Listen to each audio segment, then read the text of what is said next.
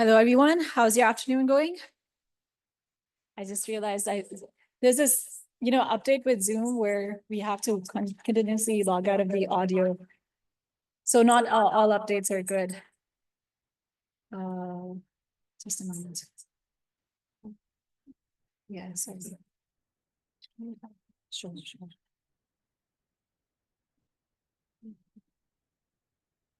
This is new to Zoom. It wasn't happening like last month.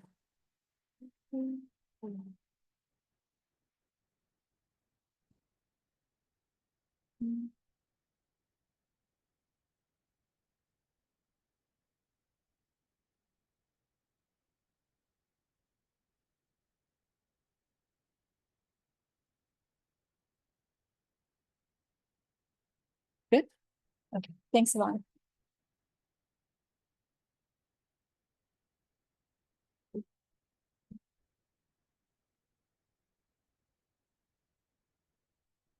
Okay, so before I begin, I have some good news. I don't know if you've already received it.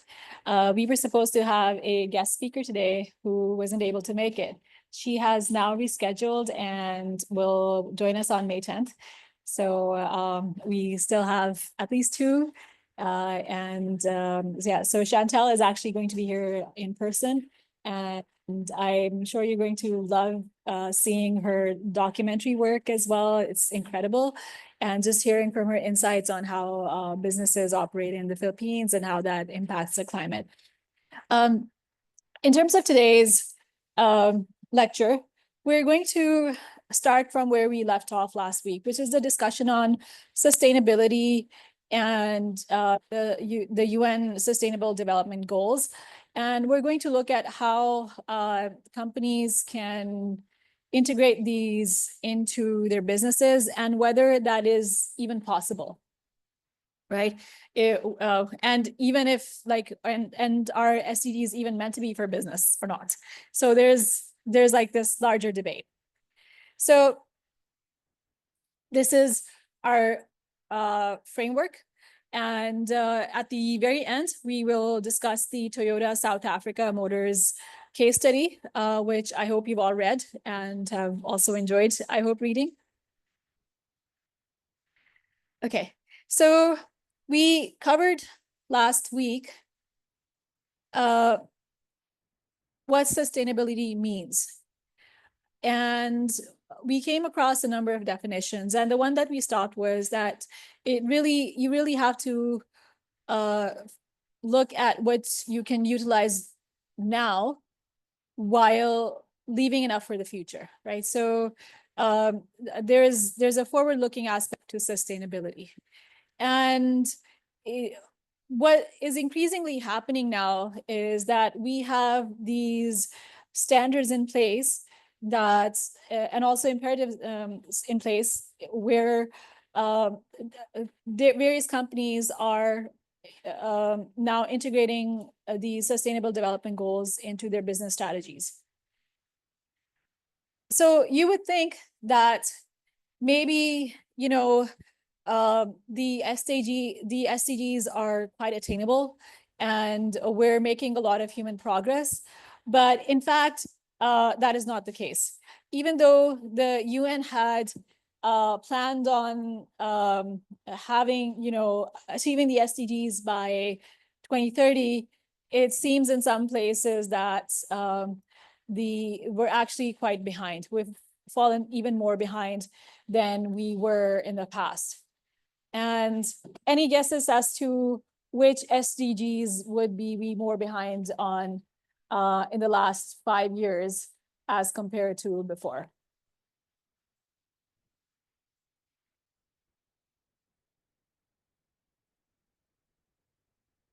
Yes, Shruti. Just a wild guess, ma'am. I'm thinking education because in terms of innovation, education is always the last to innovate. So perhaps. So you're saying that the quality of education has actually decreased? Yes, and access also. And access to, and why would you say that? Well, mainly because education is the last sector to innovate, and technological advancements have impacted a lot of sectors already, and continues to impact a lot of sectors. But since the education system is seen as the laggard in terms of innovation, then it greatly impacts. It's just a guess. I'm basing it on the innovation funnel, but I could be wrong. So feel Ma'am, free to chime in. good afternoon, Professor. I came across a study on education in the Philippines. And the study made a comparison about schools within Metro Manila, private schools, and public schools in Metro Manila, for example. And they saw a very big discrepancy in the quality. And then in that study also, there was a comparison made between public schools in Metro Manila and public schools in the rural area. It seems that that study indicated that as the rural areas become farther or are placed farther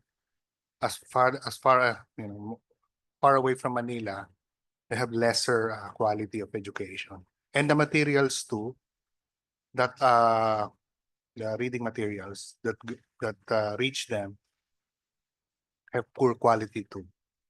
So would you say that, so because this is not something I was aware of, like I am aware of more of the Pakistani context of things, a little bit more about the Canadian context of things, right?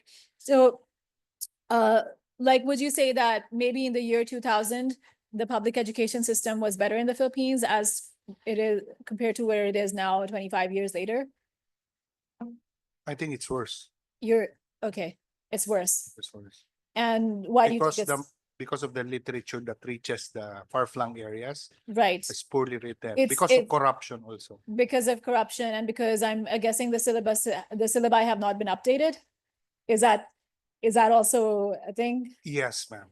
Okay, Yes, also. so would you say in this context, has digitization made things worse or better?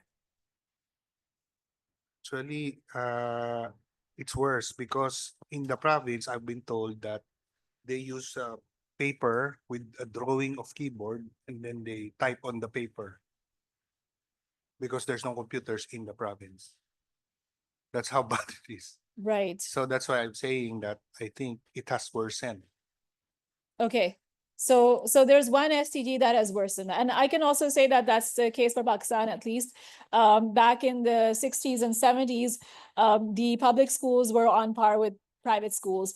And then there were some government policy changes that made things a lot worse. And so you will only go to public schools now if you are completely broke. And there is something of an elite capture in Pakistan where the politicians mostly come from the elite class. It's the same in the Philippines, and they would rather spend their money on these private institutions. Some of these institutions are colonial institutions. So we have like Pakistan's version of Eton, which is Aitchison College, which was set up by the British and used to be exclusively for the British elites that were studying in Pakistan and India back in the day, or were open only to the princes in the South Asian region, or people from nobility. And that structure still continues. And we've had chief justices, major politicians, all graduate from Aitchison College, and like these same people not investing when they come into power in private sector. So there is that thing where we have elite capture, and I'm sure like Manila can, people from Manila can relate to it, because the largest green space you have in Manila is the Golf and Country Club, which is not open to the public, right? So I mean, this is just how I view it as an outsider. Anyway, so I see that Andre, I think you had raised your hand online. Oh yes, good afternoon, Professor. Yes, I was raising my hand. I raised my hand, and uh, I would choose other than education. Yeah, that's really become worse. Peace, justice, and strong institutions, Okay. because these number 16 is always affected by politics, by economic factors. So these institutions are more often than not manipulated or are forced to not do what they're supposed to do because of those reasons. Yes, and we see this even as we speak. There's a genocide going on in Palestine right now, and the ICC hasn't been able to do anything about it, right?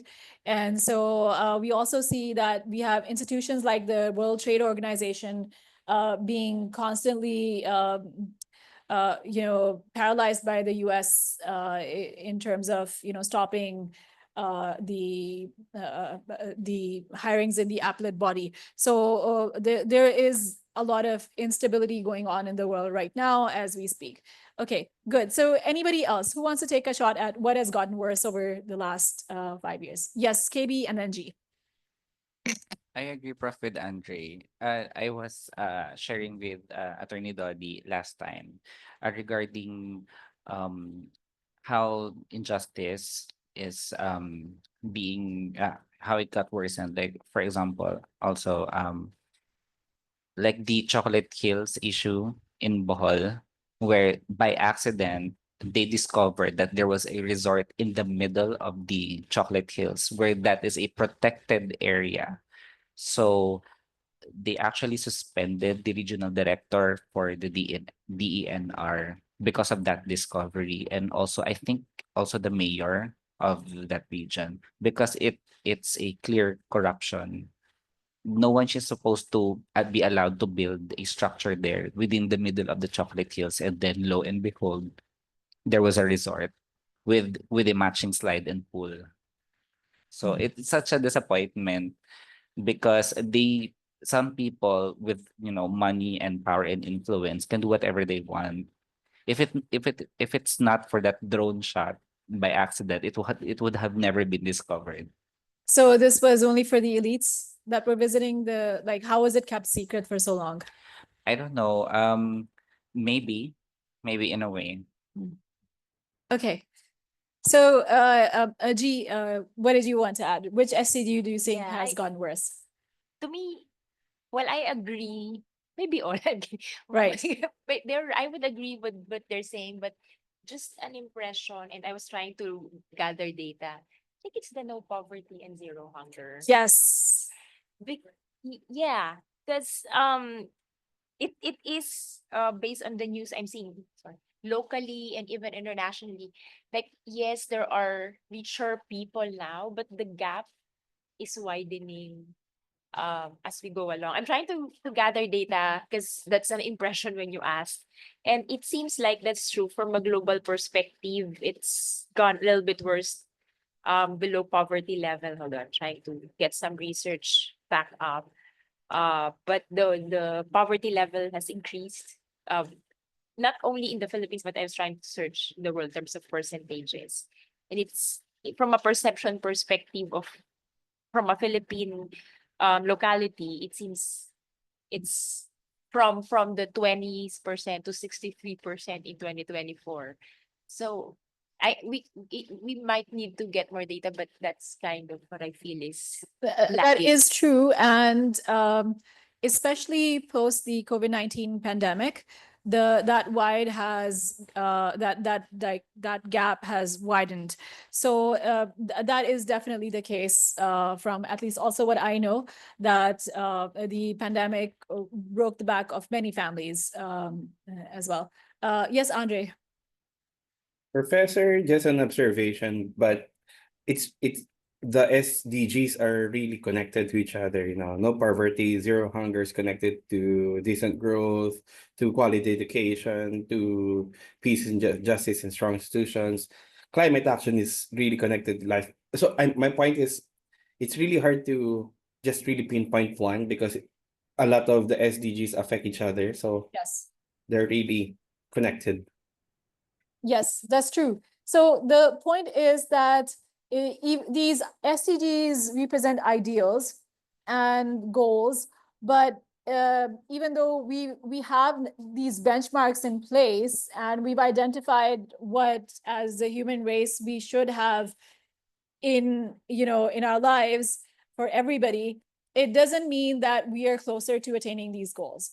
Now, for what's happening on the business side of things, though, is that businesses initially started off with what are called corporate social responsibility initiatives. And they did this as a part of what is called corporate sustainability, right? Like you wants to not just manage your business for the long term, but you also want to manage your relationship with your stakeholders. And though, so in this case, stakeholders are a wider concept than shareholders, right? And so your stakeholders can, any guesses as to what could be a company's stakeholders? We have some of the answers here on the board. Yes.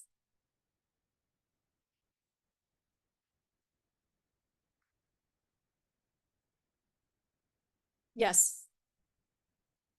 Government, society, well, for one, society and customers as the top for me. Yeah. So, I mean, anybody who's impacted by the business is a stakeholder in that business. And so it can include society, it can include animals, it can include the environment, people who are living in the vicinity of the factories or the offices. All of these are stakeholders in a business. And increasingly, we see that corporate sustainability means that you have to, if you really want to be seen as an environmentally sustainable business and an ethically sustainable business, you should be managing your relationship with your stakeholders. And so what that means is that even though we might not be close to achieving the SDGs, there is more and more regulation of businesses when it comes to managing these sustainability initiatives. And we're going to delve into that in a little bit. Now,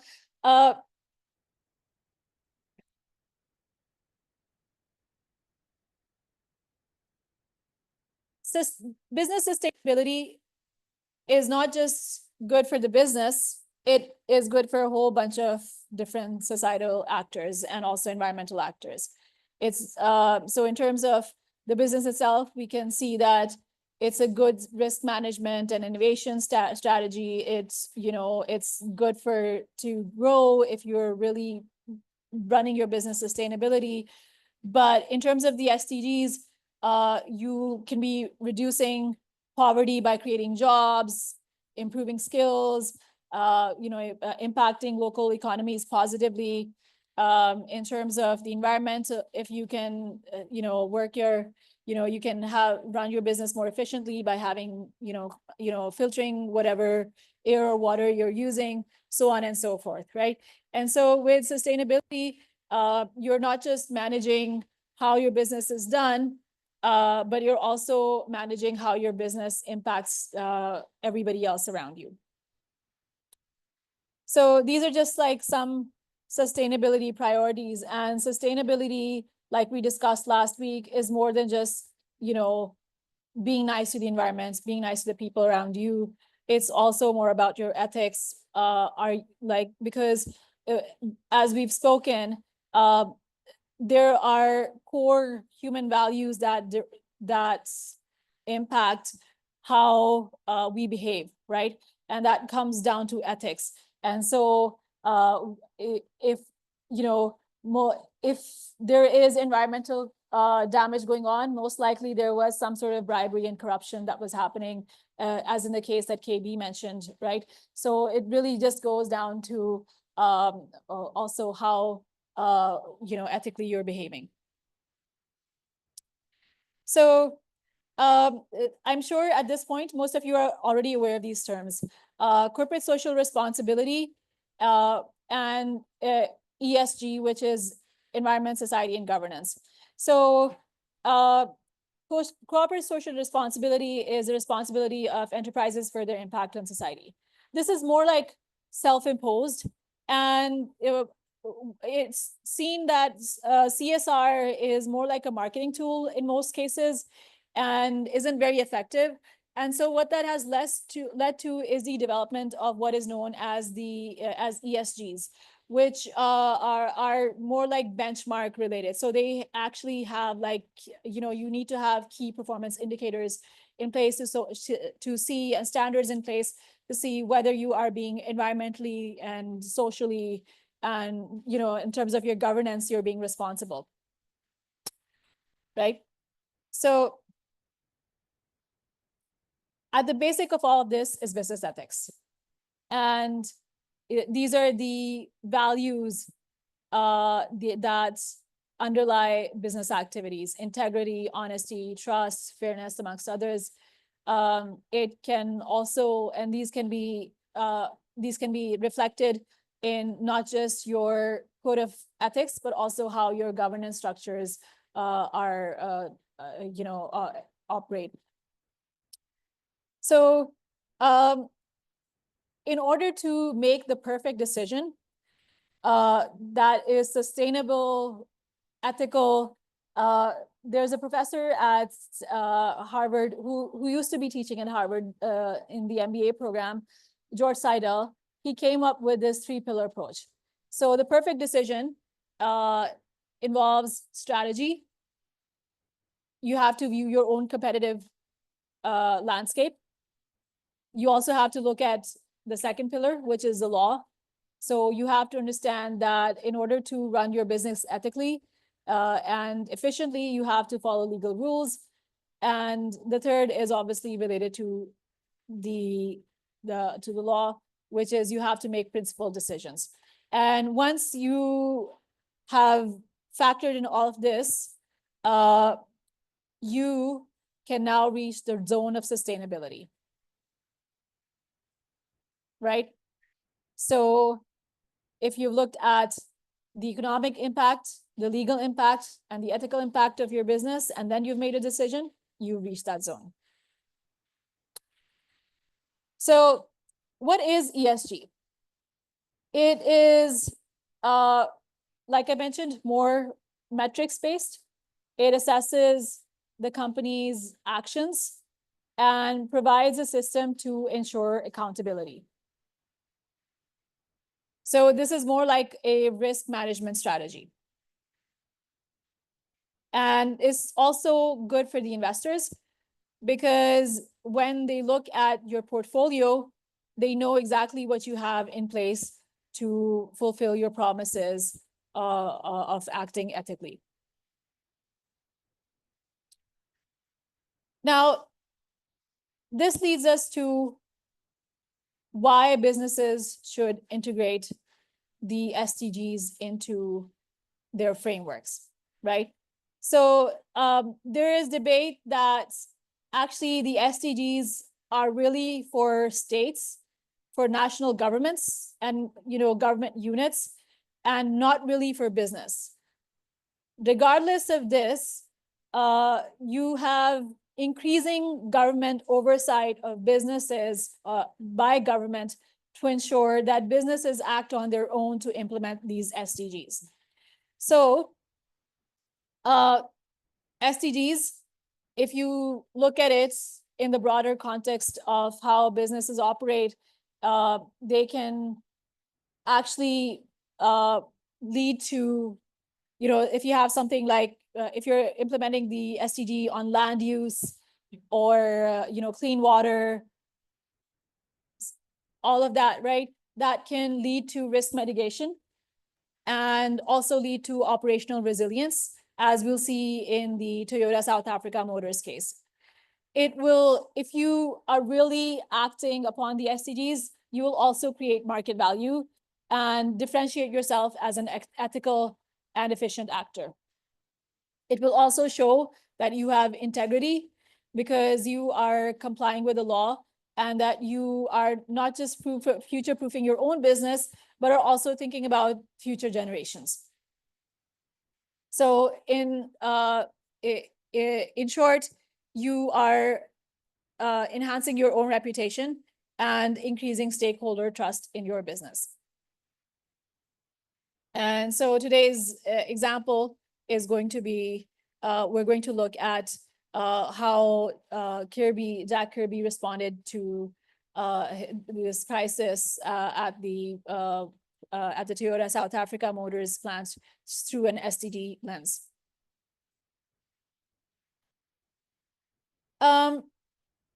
broadly speaking, corporate social responsibility started more as a marketing tool from corporations, especially after the Second World War. And in fact, most corporate social responsibility programs at major universities such as Harvard were started by corporations. And any guesses as to why they would do that? Why start this program, even though you know that the government isn't really going after you at this time?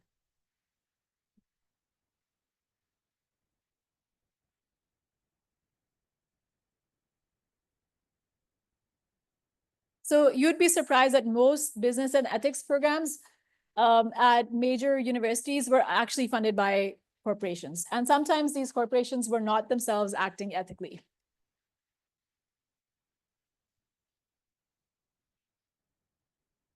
Yes, Mir. It's probably more of optics. Yes. So if you look at a lot of CSR literature, I would, especially from that era, I would recommend that you look at it from a skeptic's eye. And one of the reasons for this is that it circumvents the underlying question, which is whether corporations should exist in the first place or not. Right? So the corporation, if you look at it holistically, is a tool to collect large sums of money. It also limits liability, right? So we discussed last week that the original principle in common law was that if you are in Roman law, was that if you are reaping the benefit from something, you should also be the person that pays the losses, right? So with the corporate form, you have circumvented this entire thing by having limited liability. And increasingly so, there is, if you are involved in, unethical activities as a board, you will not be personally liable for, personally criminally liable. The most you will have are fines as administrative fines, and in cases where there have been Delaware Chancery Court cases where directors and officers have been found personally liable. They will now rely on something called directors and officers liability insurance to actually not be able to pay. Right? So this is a thing, like there are corporate law theorists who say that what this is really doing, this CSR, all these CSR initiatives, is really preventing you from asking the larger question, which is, should corporations exist in the first place or not? Why? Because like regardless of how you think about it, the corporate form funnels money into the hands of the elite, right? And increases the gap, the poverty gap, also increases the liability gap, right? So we really have to be skeptical about what we read and what we see around us. And so that's what's going on. Okay, so we have these voluntary corporate social responsibility initiatives, and you'll see a lot of these initiatives even taking place in various countries across Africa, which experienced a lot of the corporate colonial activities. And now you suddenly have like these the corporations now offering medical facilities to the inhabitants of their mining towns or whatever. And there's a whole political economy behind this. But you'll have scholars saying, hold on, those corporations are still present. They're still profiting from this. The people in those communities are still poor, regardless of how you think about it. Okay, so then we have the 2000s, in which we start seeing more of an interest in holding corporations accountable. So we have the we have the UN Global Compact, we have the Millennial Development Goals, which are the precursor to the Sustainable Development Goals. And then we have the emergence of soft laws, which says, you know, it would be nice if you had these policies in place for your corporate, you know, for corporate actions. Now, in the era that we're living in, which is 2015 to the present, we not only have the SDGs, but we have transitions to hard law instruments in the EU, in the US, even though with the Trump administration, a lot of these hard law instruments have now been taken, you know, like taken back. And there are some governments that feel like actually, you know, having these hard law instruments can be detrimental to the country's development, right? But we know that increasingly more jurisdictions will have this in place, regardless of what Trump thinks. Canada still has some hard law instruments. The EU is on top of it. So if you want to do business with the EU, you'll have to comply with their supply chain supply chain due diligence regulations if you are doing business. Okay, so the upshot is that these SDGs, while they are not directly binding on corporations, they are increasingly incorporated into national legislation, also in multilateral trade agreements, in financing requirements, in supply chain requirements, especially with the EU, and with disclosure obligations as to what is happening in your supply chains and how you're conducting businesses and who you're conducting it with. So if we look at the jurisdictions, we have first the European Union with a corporate sustainability reporting directive. It's a corporate sustainability due diligence directive, and the European Green Deal and taxonomy regulations, which means that if you're doing business with Europe, you will really have to be very careful and make sure that your business is net zero. And you'll have to look across your supply chains, whether there is any human rights abuse or there is an environmental abuse. Yes, Terry. Yeah, just a clarification, Professor. It says reporting directive. Yes. What institution issues the directive if it is a command? Yes, so it's the European Commission that will look into this, and they will have, you can actually go to their website. And so the European Commission also is the competition law regulator. If you are involved in any sort of unfair business practice, including monopolizing, cartels, the European Commission will look into your supply chains even then, you know, vertically and horizontally. Just another clarification. The Commission is the legislative or executive branch of the EU? It's the executive branch. Executive branch. That's why it's called directive. Yes, so it will, right, so it'll come, it'll have its judgments, it's the executioner basically in this case. I hope that makes sense. Yeah. That judgment is. Right, so I- yes, go ahead, I'm not Jody. able to catch what you just said. Right, so if it will conduct investigations, and if it is found that you are not complying, then it will impose fines and penalties on you.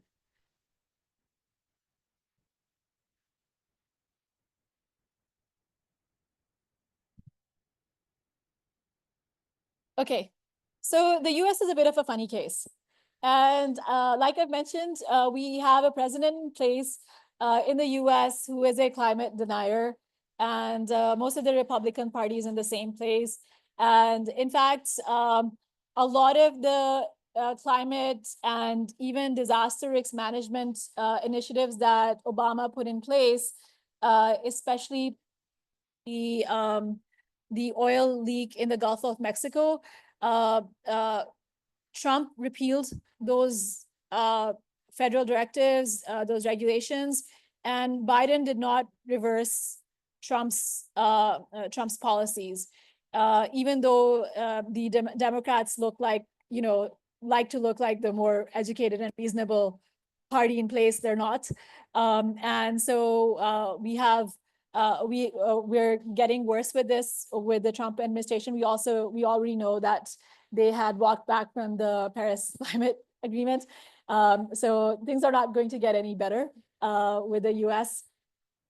And like I mentioned, what this has led to is a crisis at the local government level in the US, where, as you know, even Elon Musk, being in charge of Doge, is firing a lot of federal employees. So what you see right now is that the national parks don't even have cleaners to pick up waste, people to test whether water is sanitary or not. Like there was, from what I watched, there was only one guy who was responsible for the entire United States to check whether the water quality was safe in these national park lakes. And it turns out he's been fired because funding has been cut. So it's a looming disaster as we see, and we're seeing it unfold, right? And it's also, by the way, a good case of what happens when you have corporations take over government, right? Or corporate. So this is what happens when you have Elon Musk being the unofficial president of the United States. And have like billionaires being involved in governments. And even with these these tariff plans, there's these tariff reductions and rollbacks, there are increasing concerns about whether there's insider trading going on in the US. So really what we have to be careful about is that despite, Tesla initially putting itself out there as a good guy, or Elon Musk projecting himself as a solver of human problems, the objectives can be quite nefarious. And so when we talk about big business, especially, we have to be really careful about, how they're projecting themselves or as compared to what they're actually doing on the ground. That's impacting us.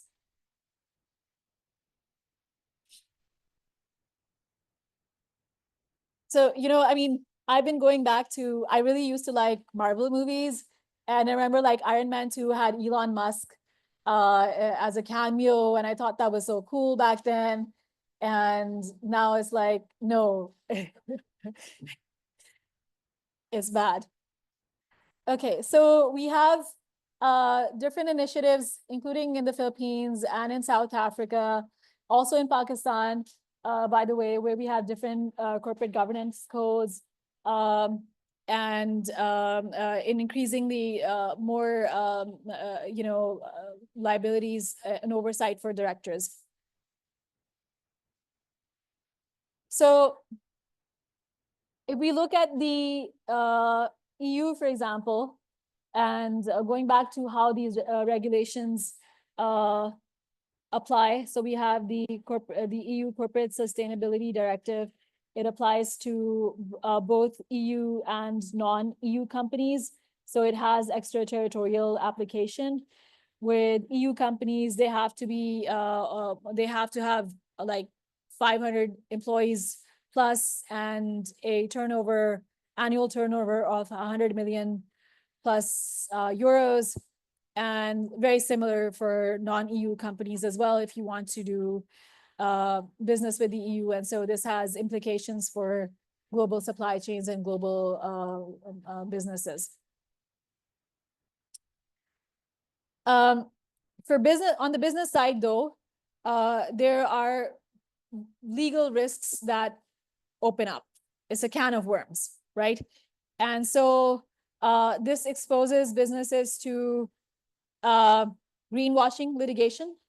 And we'll see some of these cases as we go along in this course, where various corporations are being held liable for stating that their products are green when they actually are not. It also exposes to corporations to securities fraud litigation, which, you know, in which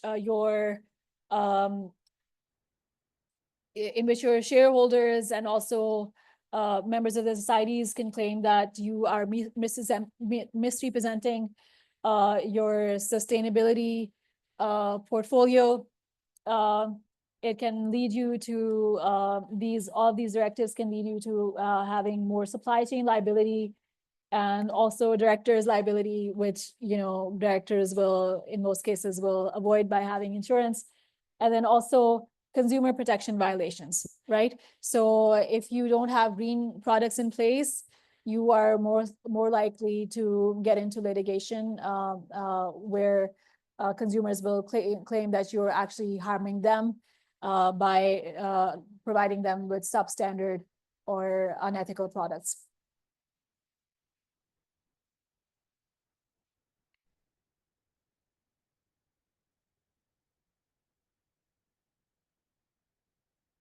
Okay, so the UN has come up with something called the UN Global SDG Ambition Guide, right? In which it has come up with benchmarks for businesses to implement the SDGs into their practices.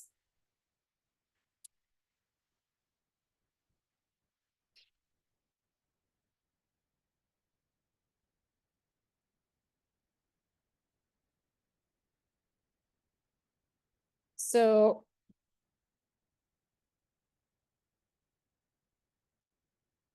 actually, yeah. So what this means for business is that you have more disclosure requirements. You're more open to legal risks. And you now have to get more documentation in place, which also means that there are greater costs for this. And there are also more like bureaucratic procedural oversight that needs to happen.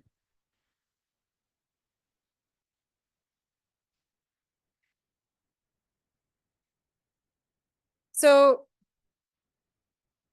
when you're making your decisions as a business, you have to look at how material your decision is, right?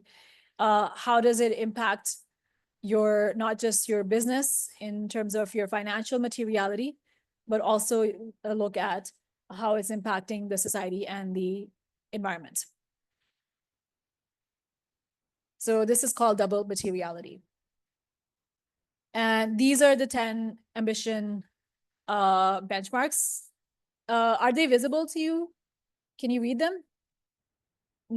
Not really? Okay. So I'll just try to maybe take this over as sorry. But if it's okay, I'll just read them. So there are 10 benchmarks. The first is that you need to have gender balance across all levels of management. You also need to have net positive water impacts in water-stressed basins.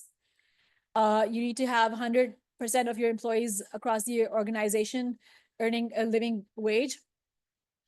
You should have zero waste to landfill and incineration, zero discharge of hazardous pollutants and chemicals, 100% sustainable material inputs that are renewable, recyclable, or reusable.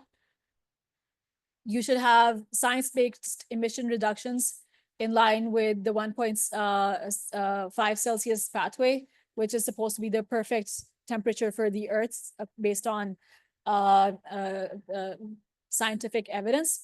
Then you should also have 100% resource recovery with all your materials and products recovered and recycled or reused at the end of use. You should also have land degradation neutrality, which means that if you are using land to do your business, it should not impact land negatively. and you should not be involved in deforestation. You should also not be involved in bribery, right? So these are the 10 SDG ambition benchmarks for businesses. Prof.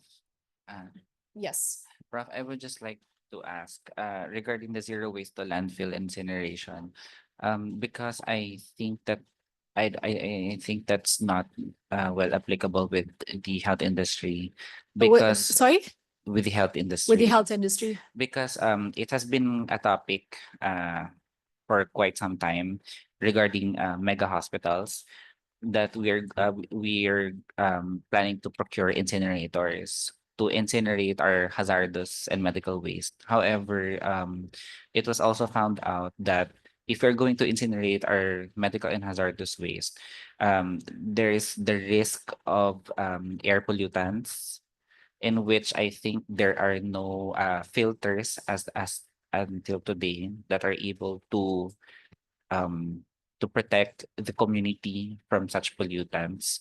That's why also incinerators are most probably applicable in hospitals or in health facilities that are in far-flung areas. However, they do not also have the capacity to buy the incinerators because it's expensive. That is an excellent point. It leads to the question of whether it is possible for business to even be environmentally sustainable, right? In all circumstances. And that also leads to a point. Sometimes, even if you want to, you may not have the financial capacity or the scientific capacity to have measures in place, right? So we're living in a world where we do have carbon sequestration.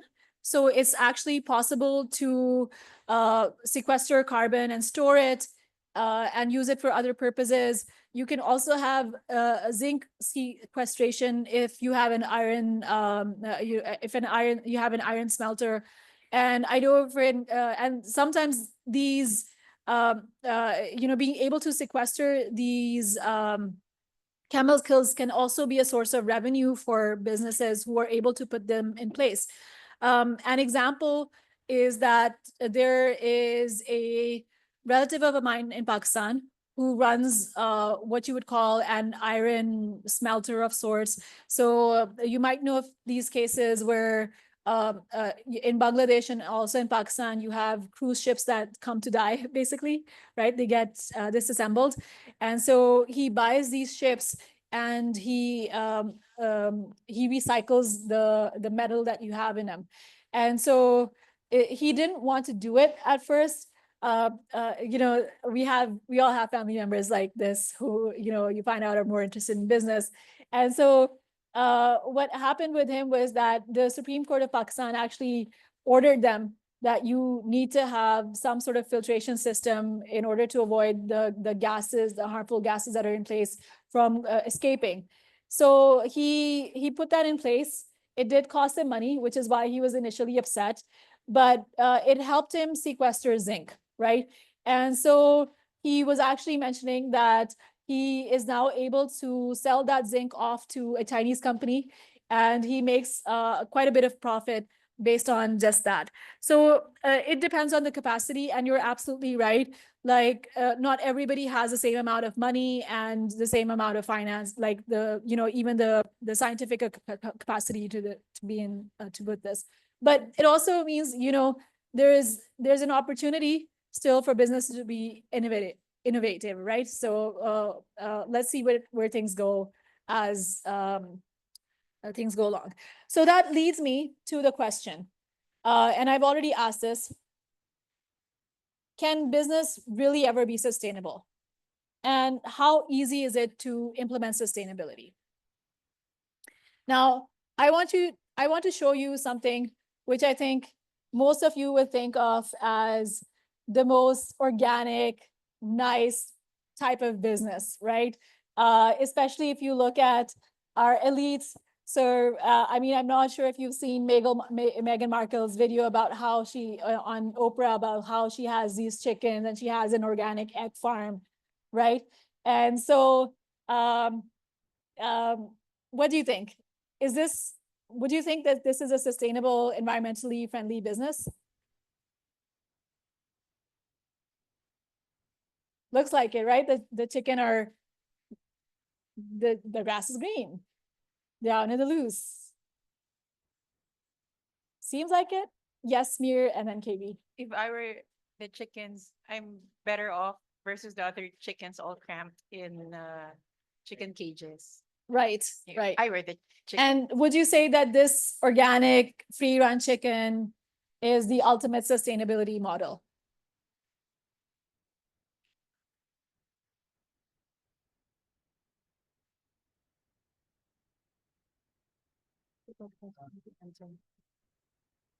Ma'am, there are other ways by which chickens are raised, right? That there's places where the chickens are, that they're cramped together.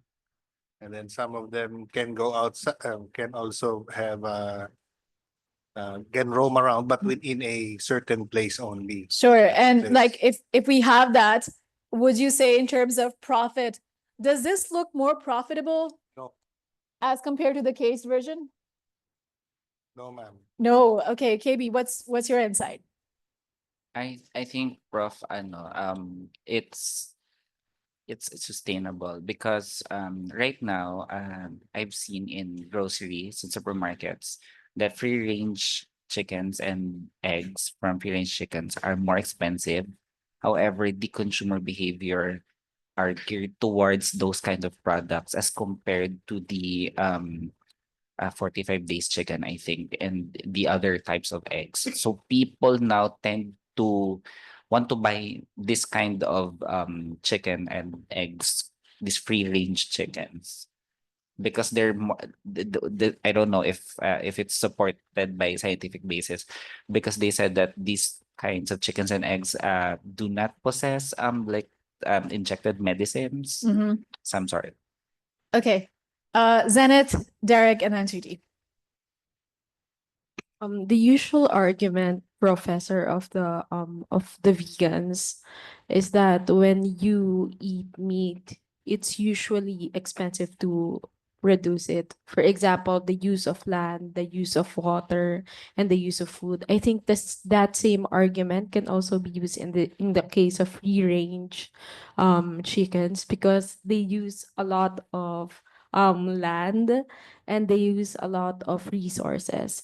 Additionally, just by branding, whenever I go to grocery with my family, we usually just buy eggs with free range.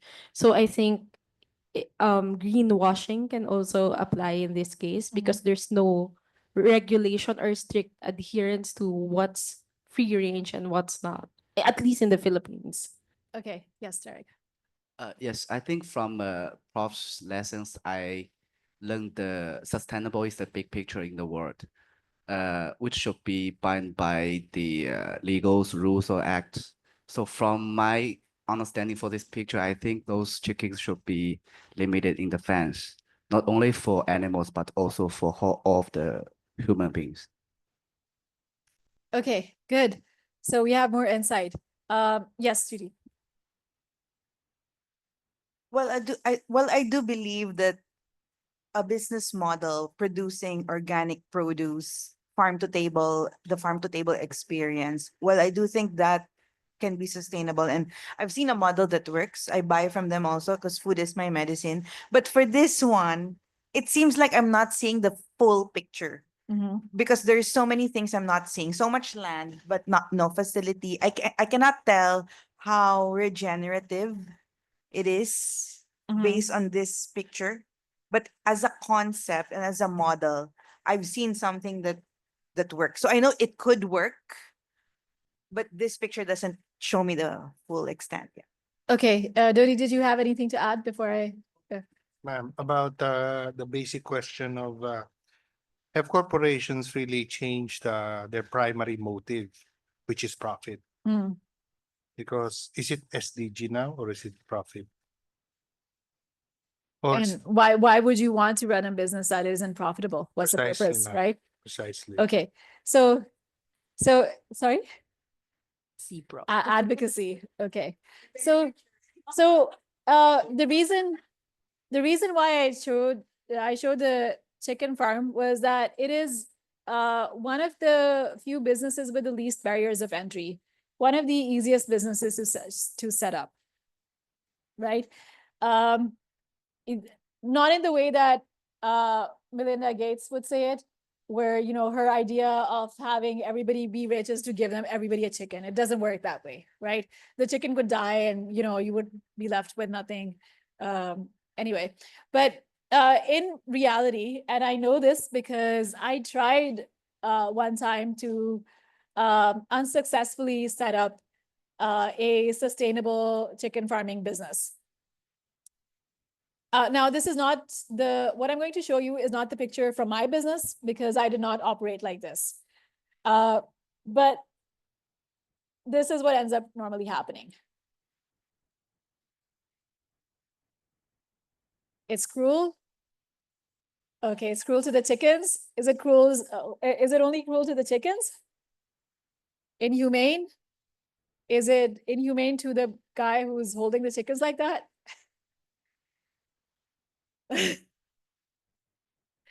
Okay, so I want you to take 10 minutes, actually just take 5 minutes to think about what are some of the legal and business challenges to SDGs that you can see in running this business. So if you want, how about we do this? The people offline can work together and the people online can work together for 5 minutes, and then we can come back and see what you've identified. 5 minutes.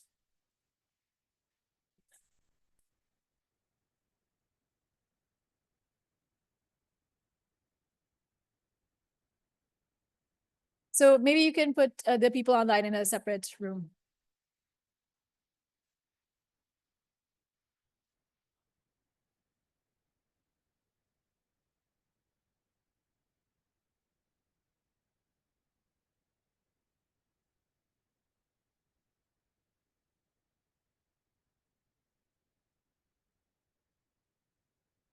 So by the way, when I say this, I also know that some of you have scientific backgrounds. And I want you to think of the science behind everything that's happening here and what would be the scientific implications.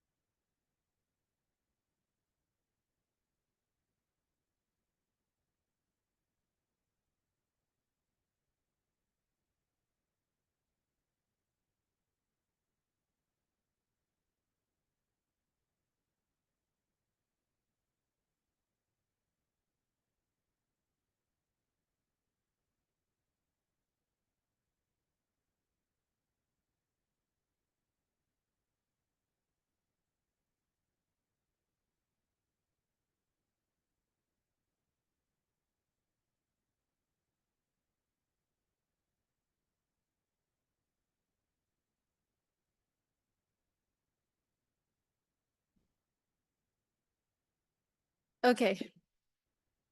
So let's look at this picture again. Have you identified any environmental issues in this picture?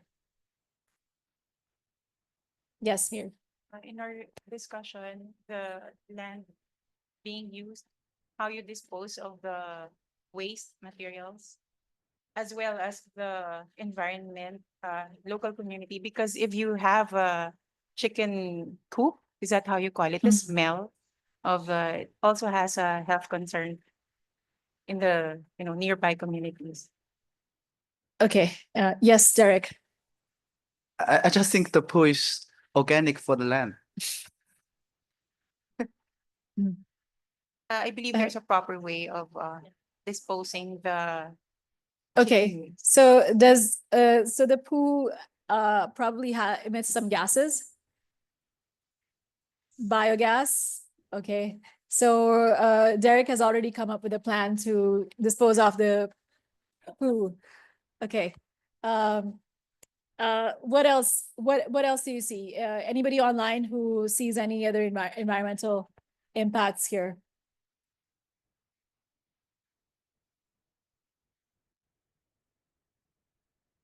Yes, Alex.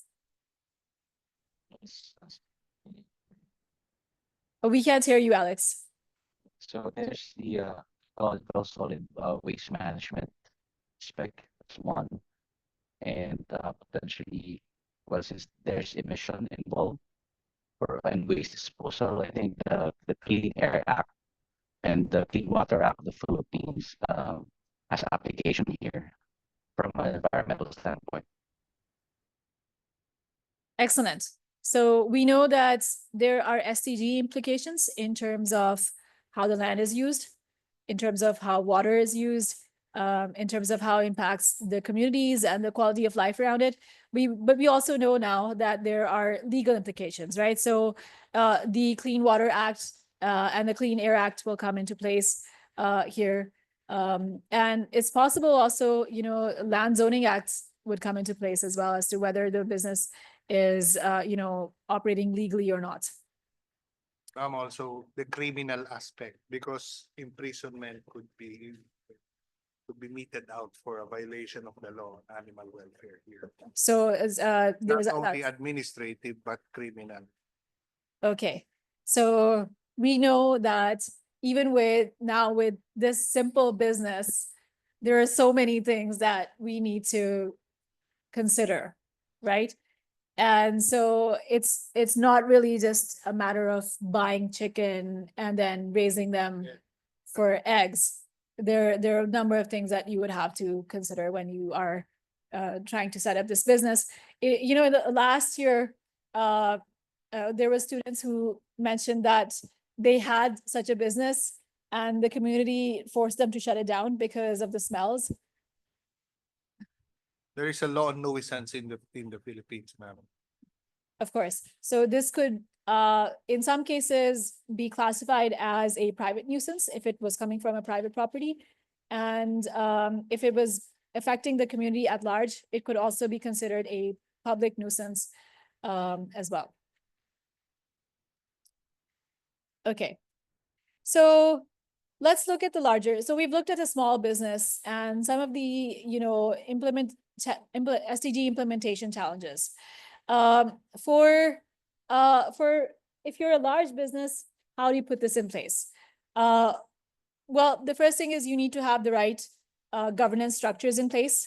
You need to have a board committee oversight of how these SDGs are being integrated into your place, and you should also have clear delegation of authority and responsibility, which should also mean that the people who are responsible for doing these jobs also have the budget to do them, right? And are not restricted in how they're able to perform their functions. This should be your strategy should be integrated into enterprise risk management. So it shouldn't be just one department that is responsible for this. It should be across the board at all departmental levels across your business. You should have internal control systems, which tell you what to do if there is a crisis, or if you're going to have a business strategy in place, what would be the best way to implement an SDG related policy. And you should also have the correct audit processes in place. And one thing you could do is that you could have executive compensation, which is tied to SDG performance. Now, this is like, this is something debatable whether that's necessarily a good thing or not. Sometimes executives, even if they have their compensation tied to SDG performance, will come up with all sorts of loopholes to avoid actual liability. Okay, so this is, and I don't know if this is clear. I tried to put this on a big screen, but this is like just some ways of setting sustainability targets using SDG ambition, which means you should define your priorities, then you should set your goals based on those priorities, then you should identify pathways which can be taken to achieve your goals and define sub goals based on these larger goals, and then establish performance metrics, and then also determine businesses processes that are needed to enable data flows and drive, like, environmental and SDG related data flows, and and whatever you need to drive your action. And then you should also identify opportunities to accelerate your integration into the SDG ambition guidelines. And then you should action the opportunities by making the key design decisions for business system implementation.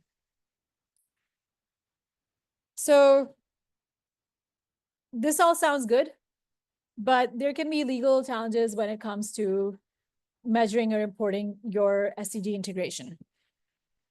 Why? Because there can be data quality and verification requirements based on the jurisdiction you're based in. There could be different audit trails for the sustainability metrics you have in place. You could also have third-party assurance considerations. And some jurisdictions might require forward-looking statements and safe harbor provisions and so on and so forth. And we'll get into the details of this later on in the program. And of course, there will be jurisdiction-specific reporting requirements, which, especially if you're doing cross-border business, can be different. Now, what I have for you here is that there is websites by the Advocates for International Development that has a legal guide to the Sustainable Development Goals, and it provides different legal and policy frameworks and national legislations that are related to these SDGs. And so if you're running a business, this is something that you might find useful. If you also want to identify what are your sector's sustainability commitments, you may want to look at the International Trade Center's standard sustainability map. This is a joint initiative between the WTO and the UN. And so you'll find this quite helpful. You also have the World Business Council for Sustainable Development. And this has also resources for businesses. One of the recent publications is about how to embark your company upon its climate change and adaptation journey. So this is just like resources that you can find useful. Now let's get to our main case, which is the Toyota South Africa Motors case study. So this plant was set up in 1973, has thousands of employees, and 10% of all of Toyota Hilux production happens at this plant and is very critical to the regional economy. In April 2022, there were floods in Durban, which resulted in 400 deaths. This was a flash flood. It happened in minutes. and it cost $1.7 billion in infrastructure damage. And this all has to do with climate change, right? So with climate change, there is going to be increasingly, so there's going to be uncertainty. And what you need for this is business resilience. So from the case study, what do you know about how this impacted Toyota's operations? Yes, G. The it's a huge impact because they produce, if I remember it right, 1 unit for every 90 seconds. So this disruption for hours has obviously caused them bill. I can't quantify the amount, but a lots of losses in the production. So this is actually a picture from that flood that you see on the screen.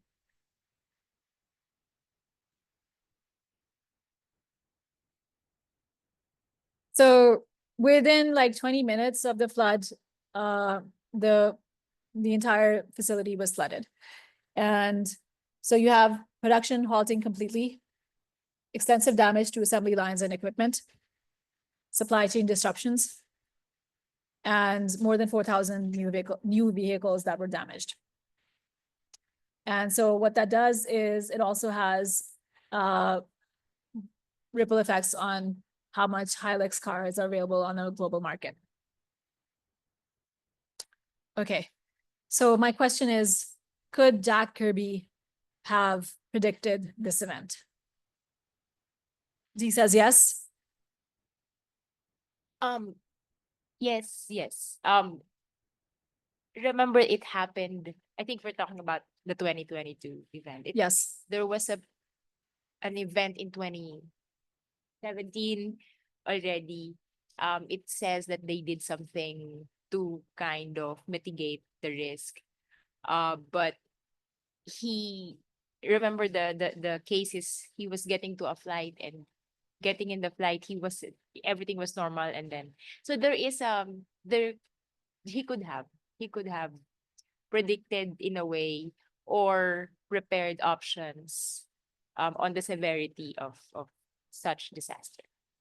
Yes, Debbie.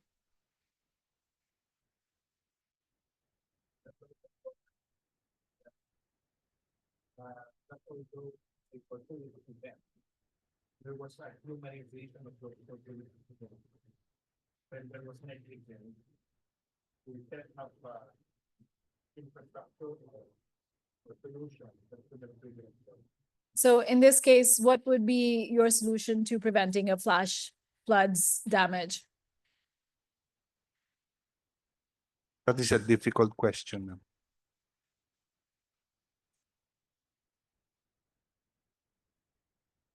Because it's an act of God. But then, you know, if you are a manager, this is something that you have to deal with on a daily basis almost. There are things that happen in business that you're unable to predict. What do you do in those circumstances? Yes, Judy and then Mir. I'm not a STEM person, so I don't have the technical answers, but the P words I would use over prediction would be preventive, preparedness, protocols, and preventive measures. So if there are safety protocols and also disaster protocols that could have made the entire site and the staff more prepared to handle acts of God, then it it wouldn't have been that overwhelming for them. And then a longer term preventive action plan should be put in place also, taking into consideration the community environment. Okay, so this all sounds good on paper, but what do you do if you're actually having to deal with this?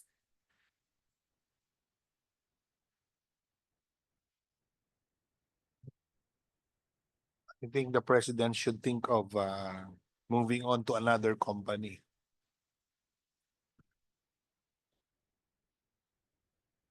Yes, G. In discussing this with my LT mates, it's I mean, that was a very, I mean, looking at that specific moment, it could be true that you couldn't, you don't have much time to move given that fast flood. But like I mentioned earlier, it happened. He could have, I don't want to jump to come, he could have moved to a different, I'm doing the conclusion already.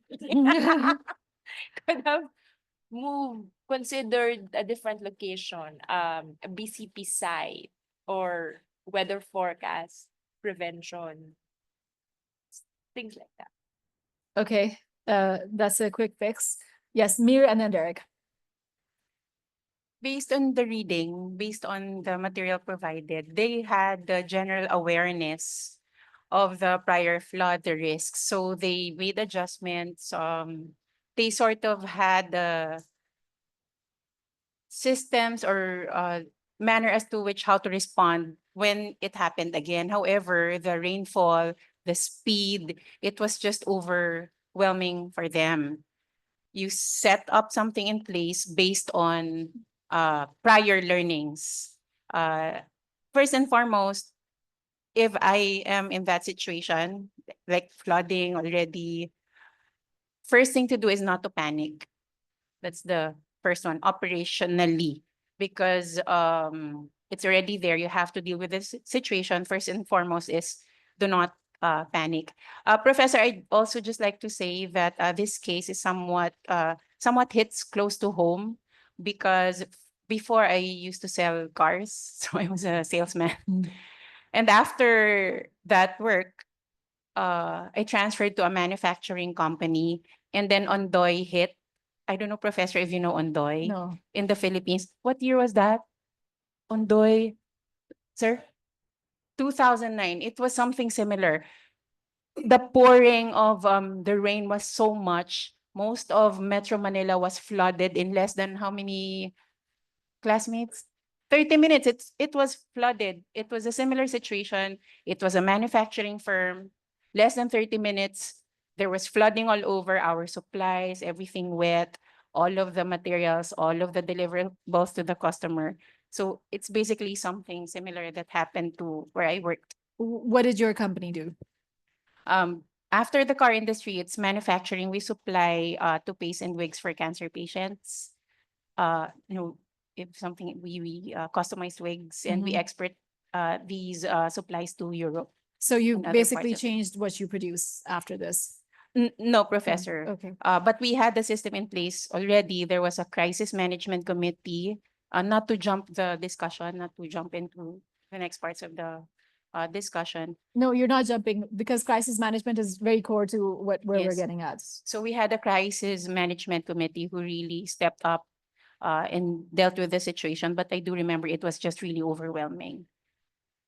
Flooding. Yes. Thank you for that personal insight. you, Professor. Derek and then Janie.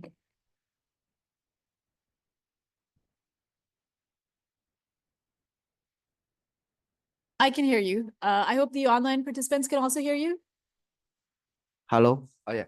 If I were in that positions, I think the first priority for me is consider of the safety of the employees.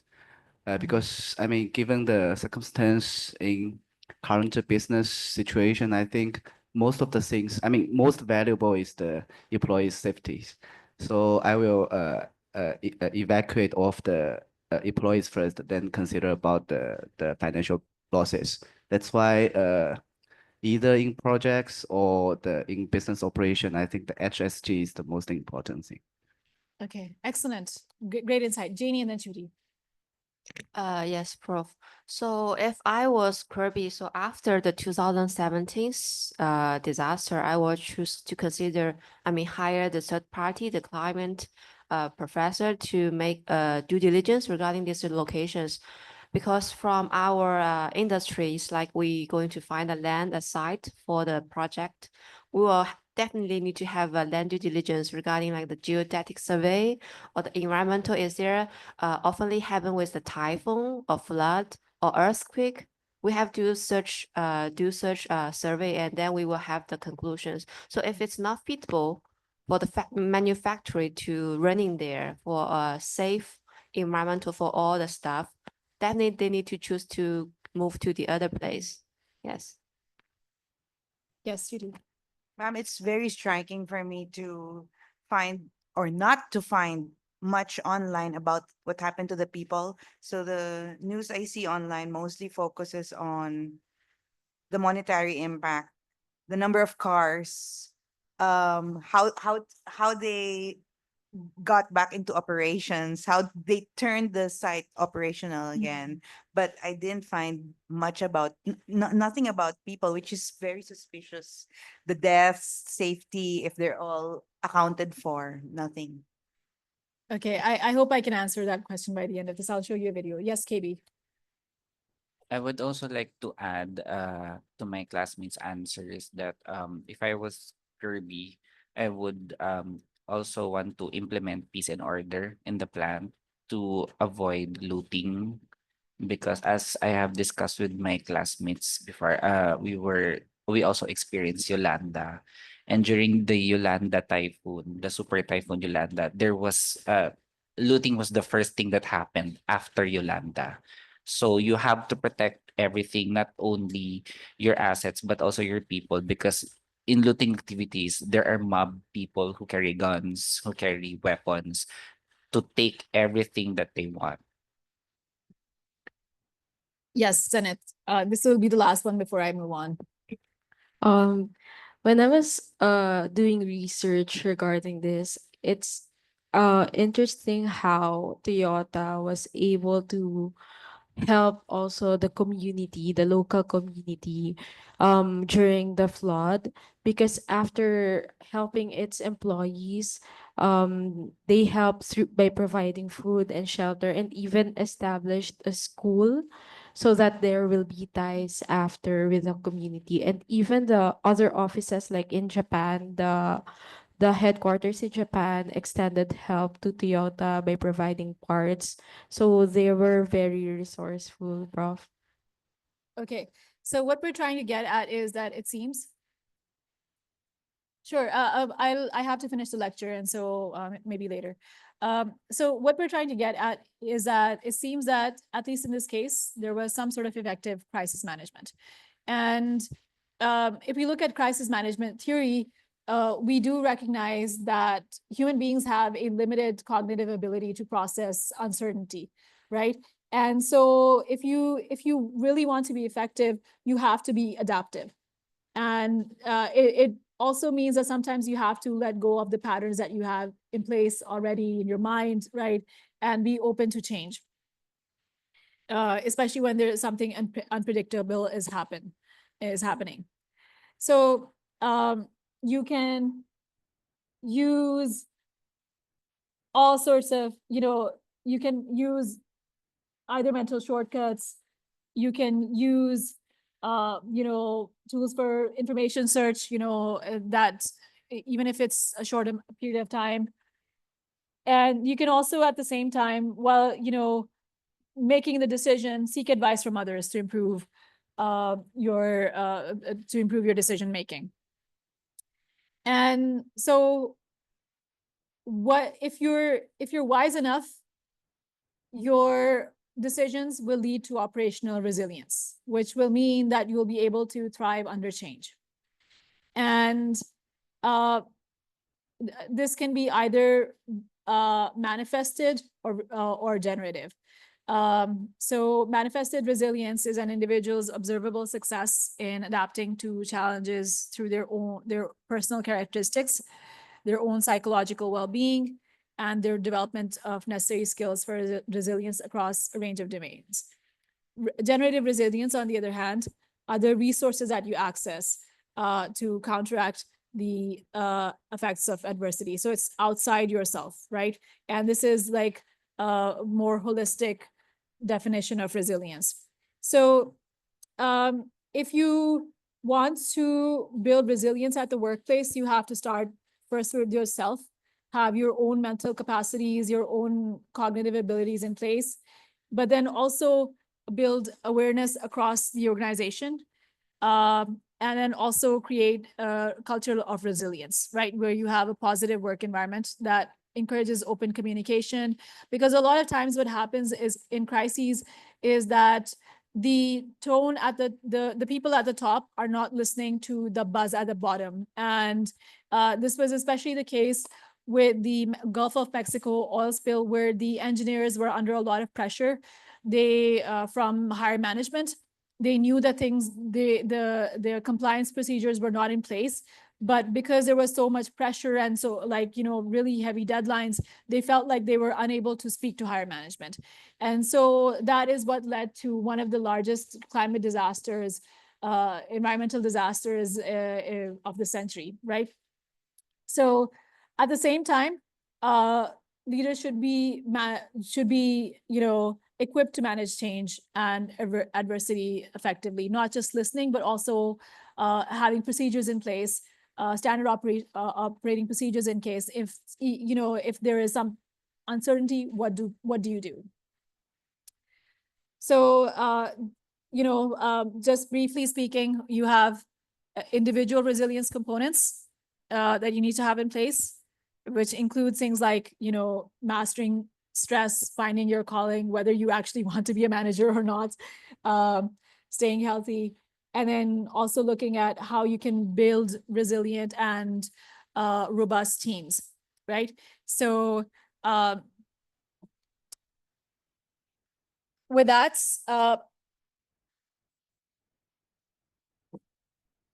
I'm not going to ask you to create a detailed plan because we're out of time.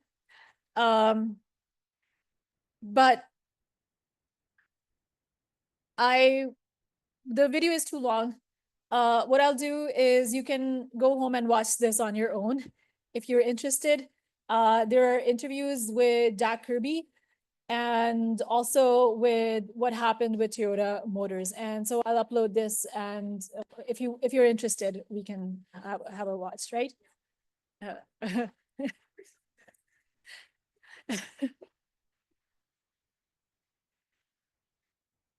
It seems like he did stay on. So that's the good news. And, the fact that he was invited to speak at international events also says that, he probably kept his job, right? Yeah, he's stuck. Yeah, he's stuck. And he was also able to not just to give you a quick overview of what happened. Not only was he able to get the plants operational within a year, they were actually able to meet their key performance indicators and do better than they were before.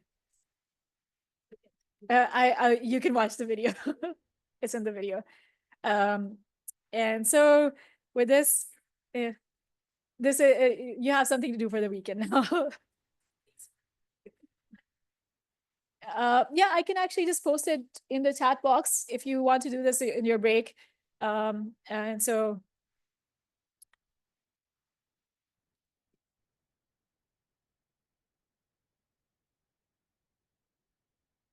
I'll show you the two videos.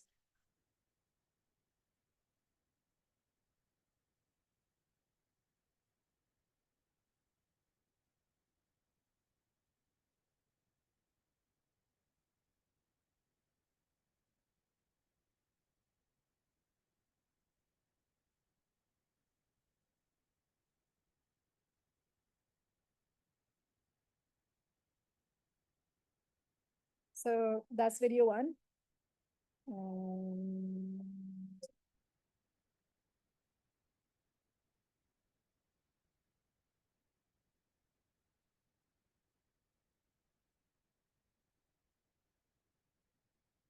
Yeah, I'll show you. Sorry, I'm uploading the sorry, just pasting the other video as well.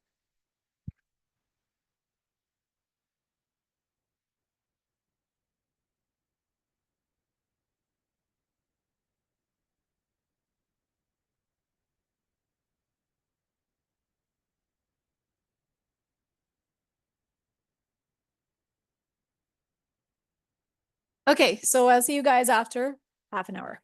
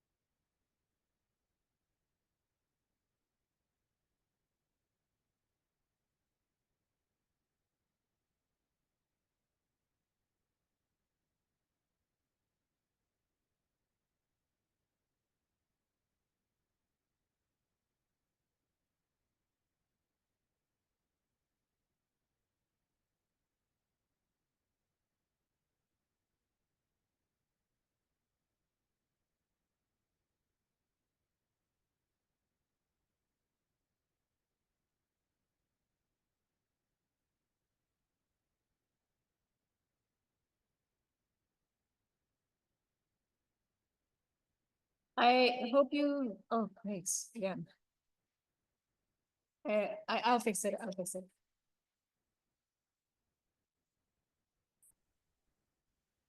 I find these updates so annoying. With Zoom, updates are not always better. Um. Okay, so in this session, we're going to continue talking about the business case for sustainability. And before I dive in, I want you to think about the Toyota South Africa Motors case and think about the sustainable development goals and which ones do you think were impacted by the flood and what could the management have worked on and did work on?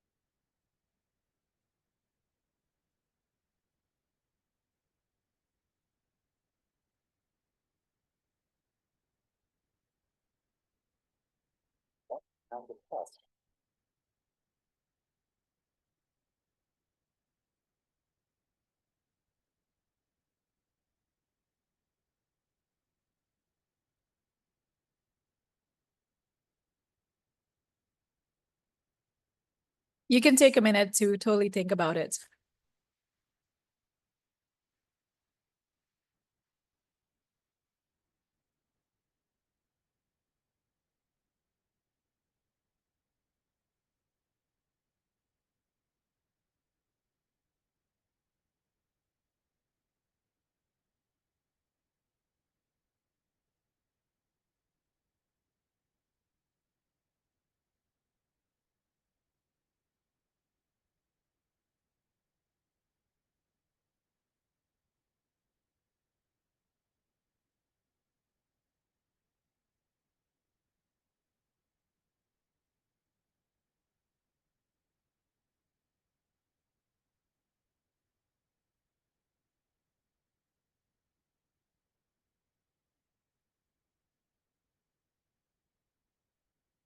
Please.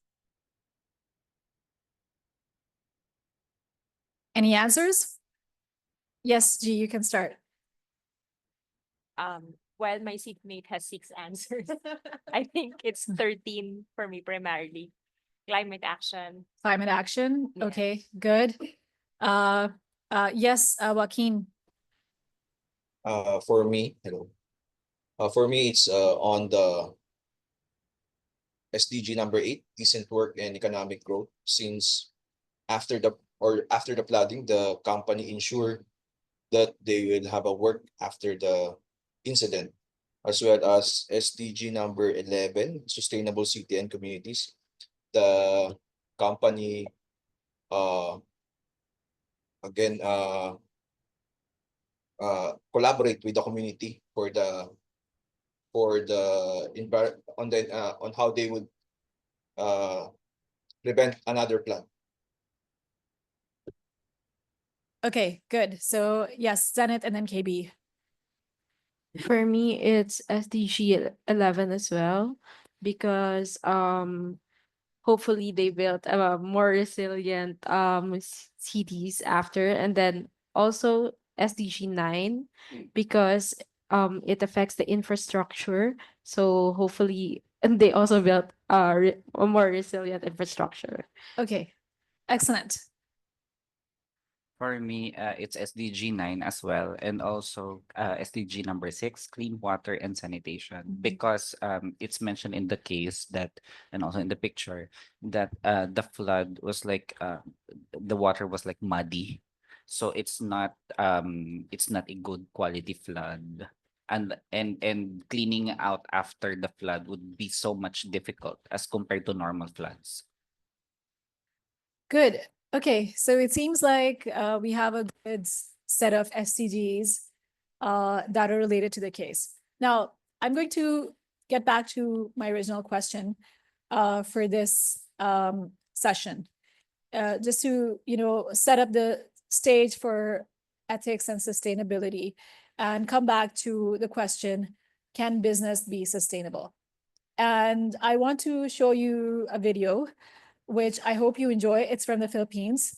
And it's a business case, and hopefully it's what I want you to look at is what's made this business different.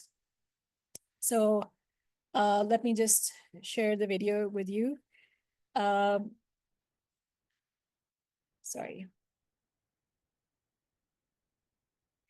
And by the way, so I have, I use a different browser than most people, so I use Brave. And the reason for that is that that it doesn't have ads on YouTube.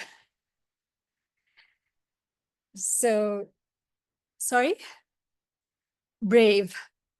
So if you want to use a browser that doesn't have videos, doesn't have ads, Brave is a good place to go. So you won't be seeing any embarrassing ads before my videos because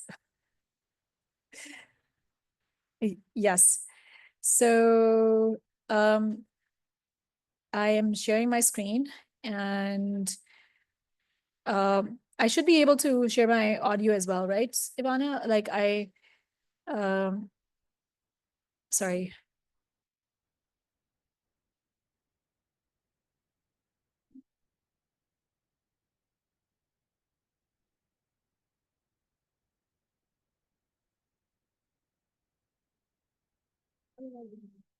It's already there.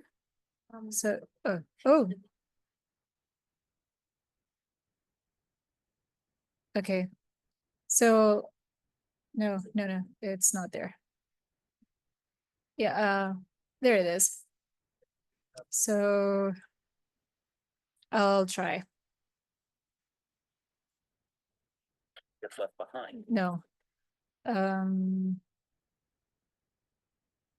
I have to go back to Zoom.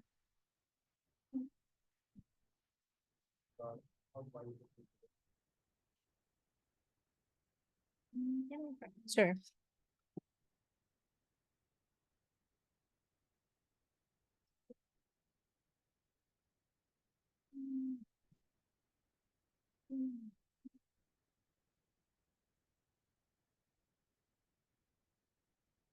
Your computer sounds. There it is.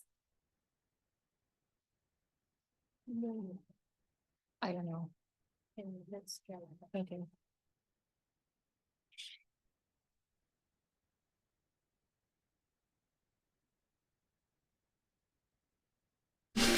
For every coconut cracked to make oil, about 1 pound of husk gets left behind. Farmers often burn these massive piles or just leave them to rot. But not here in the province of Cebu, in the Philippines. One company has figured out a way to transform them into biodegradable insulation for coolers. It was not really our invention, it was the palm tree.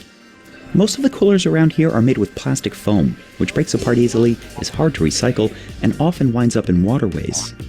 But is coconut insulation as efficient? And can you really replace plastic foam with coconut waste?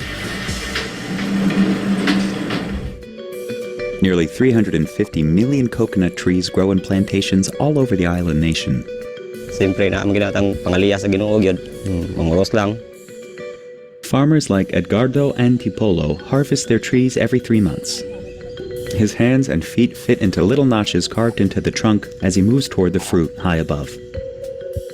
Coconut trees can grow to over 80 feet tall. But there are other risks besides falling.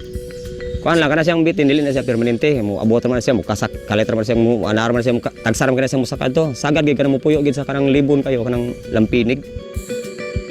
Dili sa kaingon nga stress siya pero malingaw ra sa kuan ba. Mga kauban na po ba. They collected about 3,000 coconuts from this harvest, worth about $270. That includes money for the husks that protect the inner shell of the coconut meat. In the past, they would be thrown out or burned. But now, the Fortuna Cools factory receives up to 3 truckloads of whole coconuts a day, which they will turn into insulation. The company collects the fruits from more than 250 small farms within miles of the processing plant. First, workers split the tough outer shell on a sharp spike called a bong bunot. The nuts are separated and open for the meat inside. So this is the coconut meat, which they would bring to another process of cooking where they can convert this into coconut oil and other oil derivatives. Julius Bucatora grew up on his family's coconut farm. Today, he is Fortuna Cools' Director of Operations. The coconut farmers is the poorest sector of farmers. I found the opportunity to actually go back to my roots and give back. The husks dry for up to a week before going to what's called a decorticating machine. Inside, they are crushed and spun to loosen the fibers from the outer sheath. So from this husk, they can recover the fibers and some cocoa peat. The cocoa peat holds water well, making it ideal for irrigating plants. A spin through the sifting machine removes any remaining dust. The fibers are now ready to be made into insulation. Strands get layered over each other and stitched together by a needle punch, producing a cloth. A hydraulic press uses heat and pressure to fuse the strands together. Finally, workers cut them to the proper size. And voila! Coconut insulation. So once we are ready with the panels, we insert it to the sleeves. And it now serves as the insulation for this bag. But at first, the entrepreneurs who started Fortuna Cools were trying to solve a problem for fishermen rather than find a use for coconut waste. I wish I could tell you that a coconut fell on my head one day, and when I woke up, I realized that I had $1 million material on my head. But yeah, it wasn't quite that perfect of a story. In 2018, David Cutler and his business partner, Tamara Meckler, noticed that small boat fishermen who went after big fish like yellowfin tuna needed help. The fishermen had no way to keep their fish fresh and in a high condition from the time it was caught in the middle of the ocean to the time it reached the shore or the market several hours later. Our very first products were actually made out of plastic, I'm a bit embarrassed to admit. But the cheap plastic broke easily and had to be replaced often. That's when they noticed coconut husks piling up everywhere. And so that started as just a convenient prototyping material for us, and it emerged as a really potentially high performance and affordable material that we could use over the long term. Their first batch of 200 coconut coolers were large enough to fit a whole tuna, but collapsible, so they could fit into tiny boats. Hence the company name, Fortuna. Get it?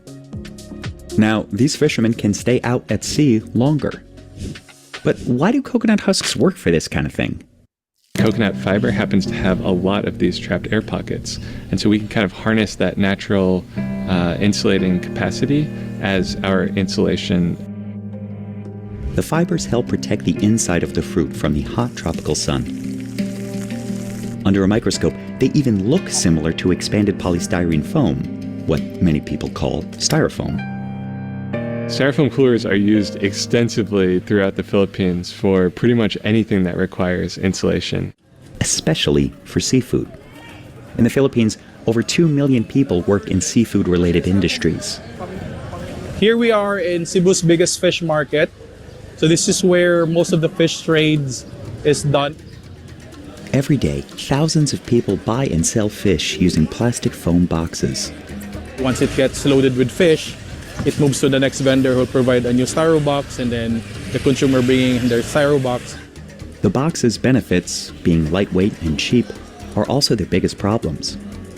It easily breaks down into microplastics. These are the ones that are easily washed onto the waterways. It goes to the river, then from the river it goes to the to the ocean. They're so small that fishes will consume them like their regular food. Those microplastics stays in the digestive system of the fish, and the fish will not grow and will not consume food anymore. So in that case, they tend to die, and then it stops the whole cycle of replenishing the fish system. These plastic-filled fish might also pose a danger to humans who eat them. Microplastics can penetrate human organs and even destroy red blood cells. On top of that, one of the building blocks of polystyrene foam is a known carcinogen. It's a traditional way of using to store cold food, and we never had any replacement for that in a commercial level. And since the boxes are 98% air, you need a lot of them to make recycling profitable, and few places have the equipment to do so. But foam boxes are not just confined to the Philippines. They're used at most of the world's top fishing ports. In Japan, over 15,000 pounds of fish boxes get dumped every day. The British seafood market annually goes through 22 million of them, a figure that rises by 10% every year. We're trying to replace as much plastic foam with natural fiber as we possibly can and benefit thousands and thousands of coconut farmers in the process. Fortuna Cools is now working with seafood suppliers in the Philippines to replace the styro boxes with coconut ones. But it's also pivoted from coolers for fishermen to ones for regular consumers.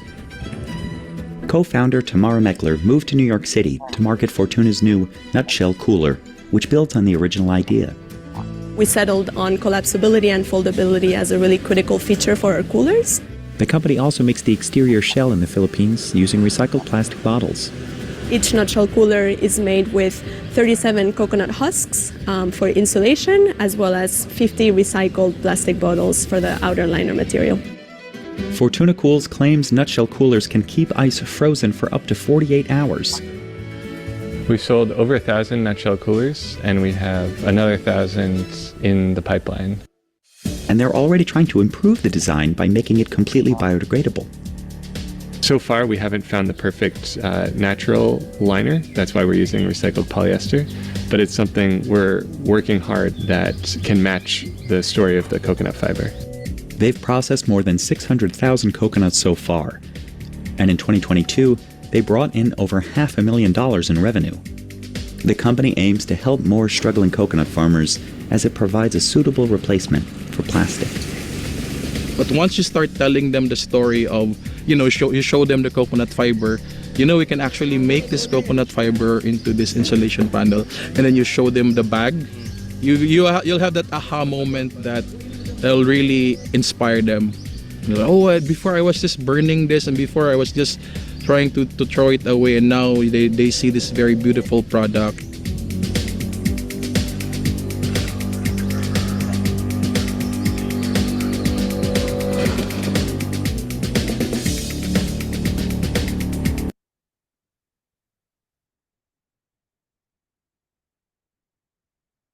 Okay, so how was this? How many of you knew about this business? You did? I only know biochar, and I use a lot of virgin coconut oil. So this is very enlightening. I love coconut, so this is another way of loving it more. Yeah. Okay, so let's get back to our original question. And you'll see that this case study ties into our larger theme of plastics today, right? And plastic waste disposal. So the question again is, can business be sustainable? So what would you think that this is a profitable business model? So let's reframe this question.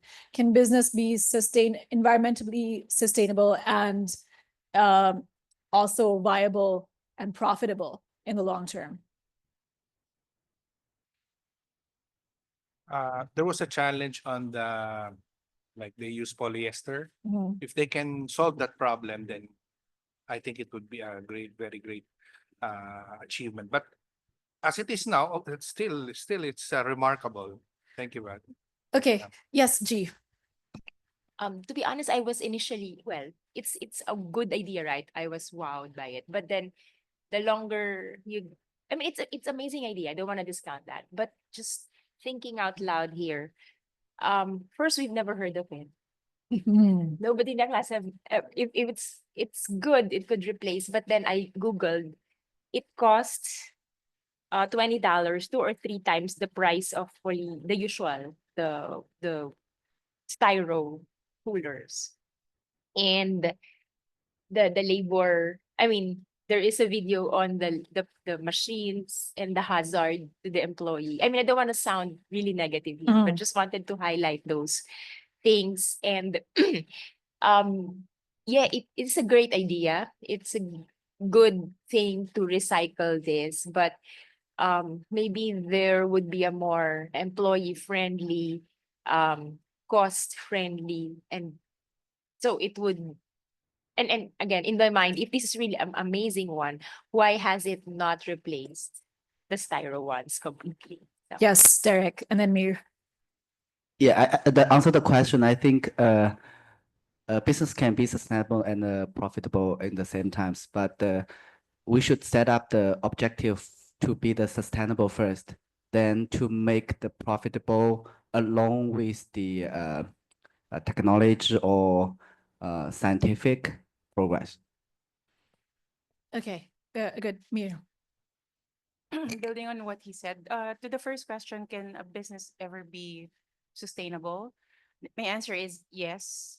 And can it be sustainable and at the same time be profitable? My answer is yes. I think I'm all for it. It begins with a mindset that yes, it can be sustainable and profitable. Because if we do not think that way, then what's the point of all this for me? For me. Second, we assign value to things, Professor, in my viewpoint. I buy, for example, this bag, and I buy what's that bag? Designer bag. These are just both bags. So for me, it's how you market the product. If you assign, for example, an extrinsic value, forgive my English, to something like this, that if you buy something like this, it's more prestigious or cool, sorry for the lack of a better term. It's really more of perception. It's how you sell the product. If you sell it in such a way that if you buy this, you're sort of cool, in a way, and you add a gross profit margin that can be profitable, then business can be profitable because cost can be high. But if you are unable to sell your product anyway, I don't think the business will be profitable. So it's all about first the mindset. Second, if you're solving a problem because clients want their problem solved. Third, it's how you sell it, how you market it in such a way that you will be able to sell it wherein you will have your desired gross profit margin. Okay, so let's follow up on what Mir said and also take into account what the critique that G has, right? So let's look at what the original problem was that this business was trying to solve. What was it? Yes, Janie, and then Judy. Original businesses, they are doing the fishing and they find out that the fish cannot be keep alive for like a long time. Yeah, they're trying to find out how to keep the fish for alive for a long time.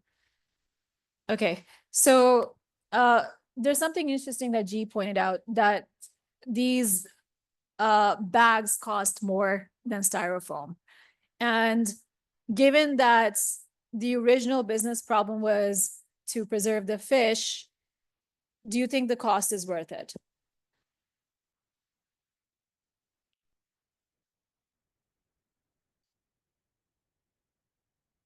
that's a hard question, Professor. I would, and if I can speak my mind, mm, I mean, that's another question on can it be sustainable? Because if they invest on it long term, it could be more durable than the styro box. But then another thought process is if this company, I don't know, it doesn't say what market is this company is operating, but maybe they can do a CSR or ESG to the fisherman, to which they really intended the whole business around. I think one of another original reason is like When the fish eat the plastics, then there will be harm to human beings. Maybe that's another original reason. Yes, it's KB.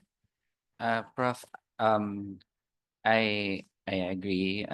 It could be sustainable, and also it's not only applicable to the fishing industry, but to all consumables that require insulation, like medicines and also like frozen products.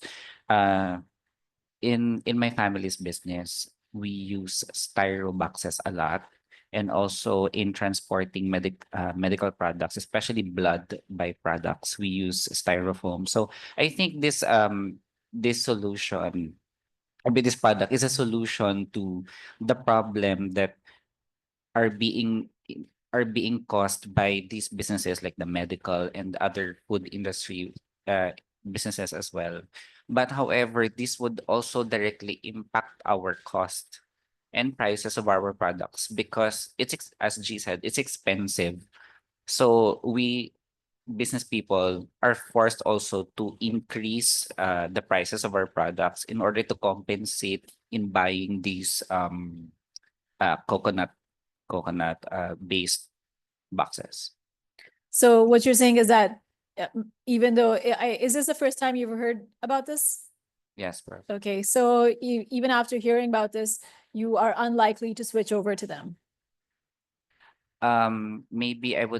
Maybe in the medical industry we could impose that, but in other food like in my family's business, it's harder because our products are priced at very low cost. If we're going to use that, then our products are not going to be competitive in the market. Yes, Judy.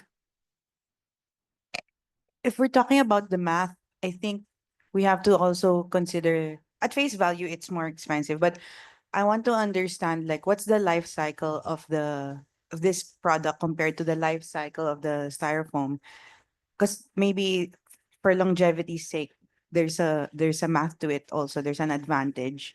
And there's a health imperative, right? So the cost avoidance also should be included in the math. And waste management. If it addresses waste management also, there are costs or savings or opportunity losses that could be incorporated to the map. Right. Again, like I gave you the Extended Producers Liability Act to read, right? And so there are costs related to waste management, right? So if you look at it from a regulatory perspective, what would you think about this product compared to the styrofoam product? Prof, it would be a lot useful in the medical industry because in the medical industry we reuse the styrofoam boxes. So replacing these styrofoam boxes with the coconut ones are would be something to be considered of.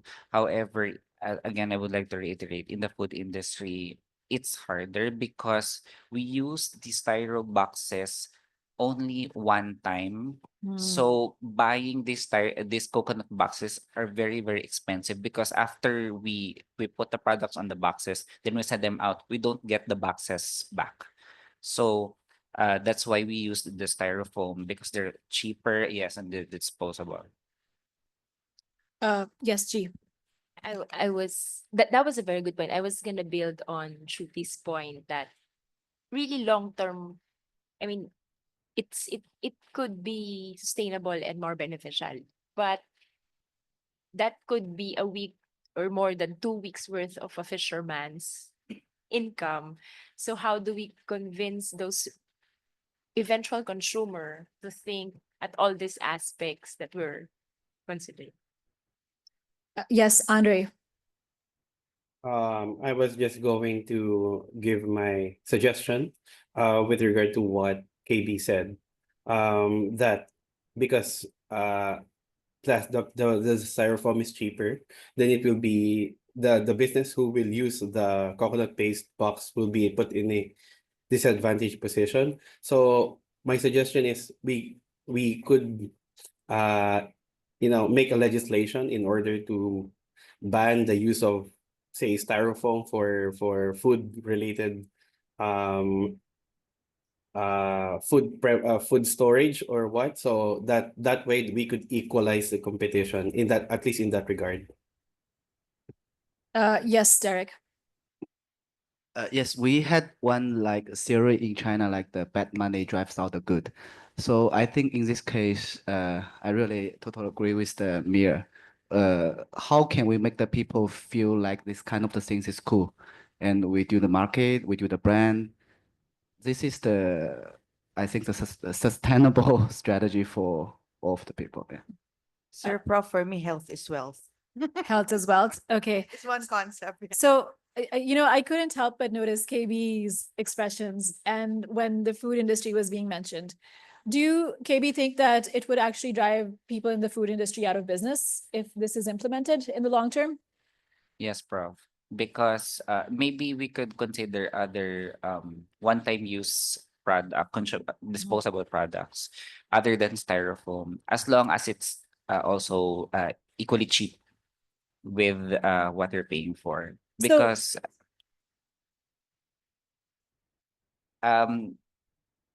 for example, if we're going to ship, for example, just a quick example, we're going to ship 50 kilos of hams. We put that in a styro box and we send that to Manila.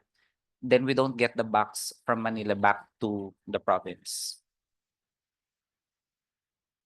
And here in Manila, it's going to be disposed here in Manila. So that's why it's not sustainable for the business.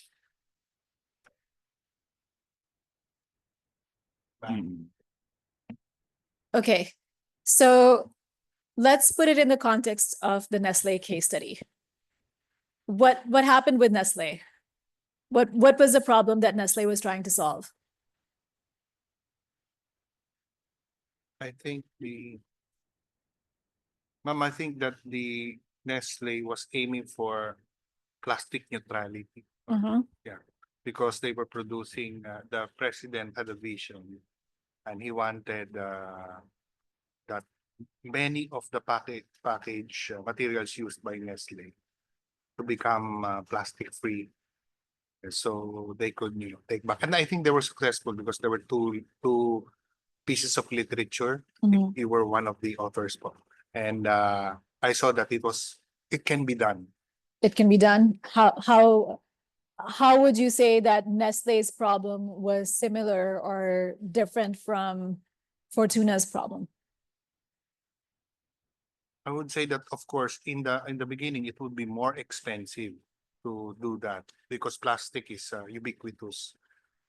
So similar to this one, at first, maybe if only a few are using it, then it would be, of course, certainly be expensive. Just like Tesla cars, it's more expensive now. But later on, as time goes by,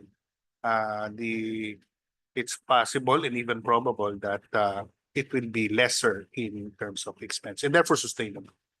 Right. So what you're saying is that this is a problem of economies of scale. The more you produce something, the cheaper it gets. Yes, Janet and then G. The thing about the Nestle case is that Nestle already has a established market and it's a big company. So if they change, like if they shift to plastic, their consumers will still buy it at the same price point, right? In this case, in the Fortuna case, there's still a startup, so they don't have that established or strong market, so they're still trying to sell themselves. So the tendency of the consumers, for example, the fishermen, they will of course compare the price of the Fortuna cooler versus the styrofoam. And not everyone has the sense of foresight when it comes to the environment. Also, I'd like to raise this culture in the Philippines which is tinge. Tinge culture is when Filipinos buy the sachet, the small amounts, not because we don't care about the environment, but because most of the Filipinos, marginalized or part of the marginalized people, they don't have budget. So if a person, for example, will go to a sari-sari store or a convenience store and would spend 12 pesos or 10 pesos for a small sachet of food, which is just enough for a day, versus spending 500 pesos, which is good for a month. Of course, the normal Filipino would choose to buy the smaller one. So there's this factor of. Okay, Alex. I think in terms of similarity, well, Nestle and Fortuna are both trying to go against what consumers are used to. Um, Fortuna is really trying to change. Well, globally, people are so used to using styrofoams as a way of storage, and they're trying to change that. Similarly with Nestle, people are so used to single-use plastics that are not really recyclable.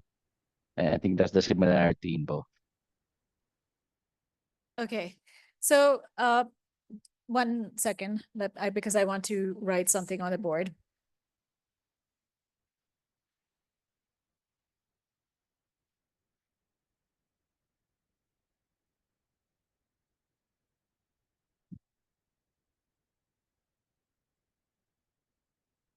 You raised a really good point about habits and the power of habits, right? There's actually a book that I read a while ago, which was called The Power of Habit. And it started off by talking about the author being frustrated about the fact that he used to eat cookies every day. And he knew that this wasn't helpful to him, but he always went down to his office cafeteria and had the same cookies every day. And he wanted to figure out, he knew this wasn't good for him, but he was still having it every day. And then he starts from his own personal habits and then starts talking about organizational habits and how their organizational cultures are formed. And then he also talks later about how consumer habits are formed and then how organizations can influence consumer habits. So if this is really a case of just changing habits, how can Fortuna go about changing a habit knowing that it doesn't have the same market power that Nestle has? So, for example, it's easier for Nestle to suddenly say, hey, our coffee tastes great and our products taste great, and we know you love it, but we're now also environmentally friendly, right? As compared to somebody who has a company that has an innovative market product and is trying to enter the market. So what can Fortuna do with its limited resources? And I want you to think about this. So maybe take 10 minutes to come up with a business plan as LTs to think about how can Fortuna, what are the challenges that you see Fortuna facing, and how can Fortuna overcome these challenges? And how can it, change habits? If it is the core problem is to change habits. And when you're doing this, I want you to think about what it is that makes a business successful. Right? So in this case, Fortuna has a unique product, which is its unique selling proposition. But you have businesses that have a lot of competition and are late entrants sometimes, but are still able to overtake the market, right? So what are those businesses doing differently, and how can you apply that to a sustainability perspective, right? So let's take 10 minutes as LTs and then see what you have, what you've got for us.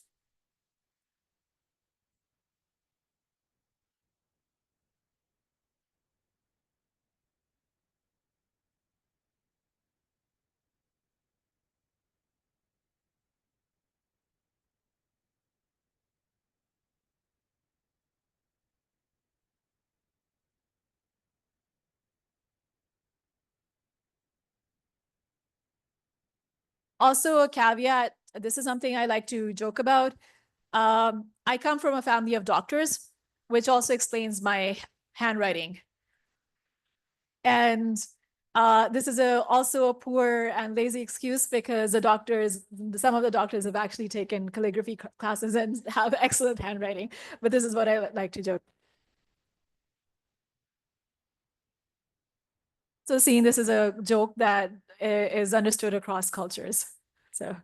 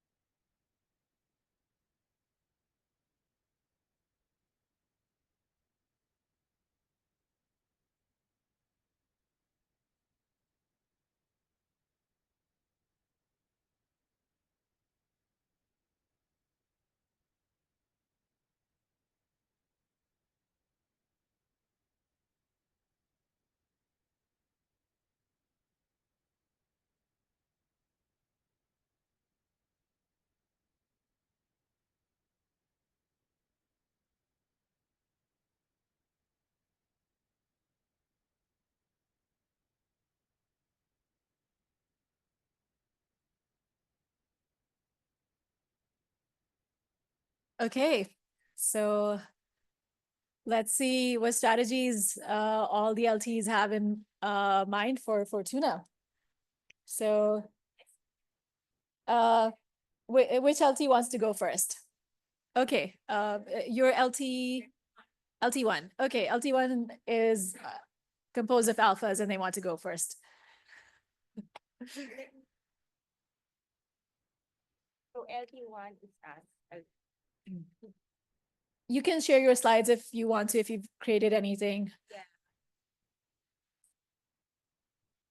And I want this session to be interactive, just so you know. So please pay attention to what the other LTs are saying, because what ends up normally happening is that a lot of LTs are self-consumed and too worried about their own presentation and don't listen to the others.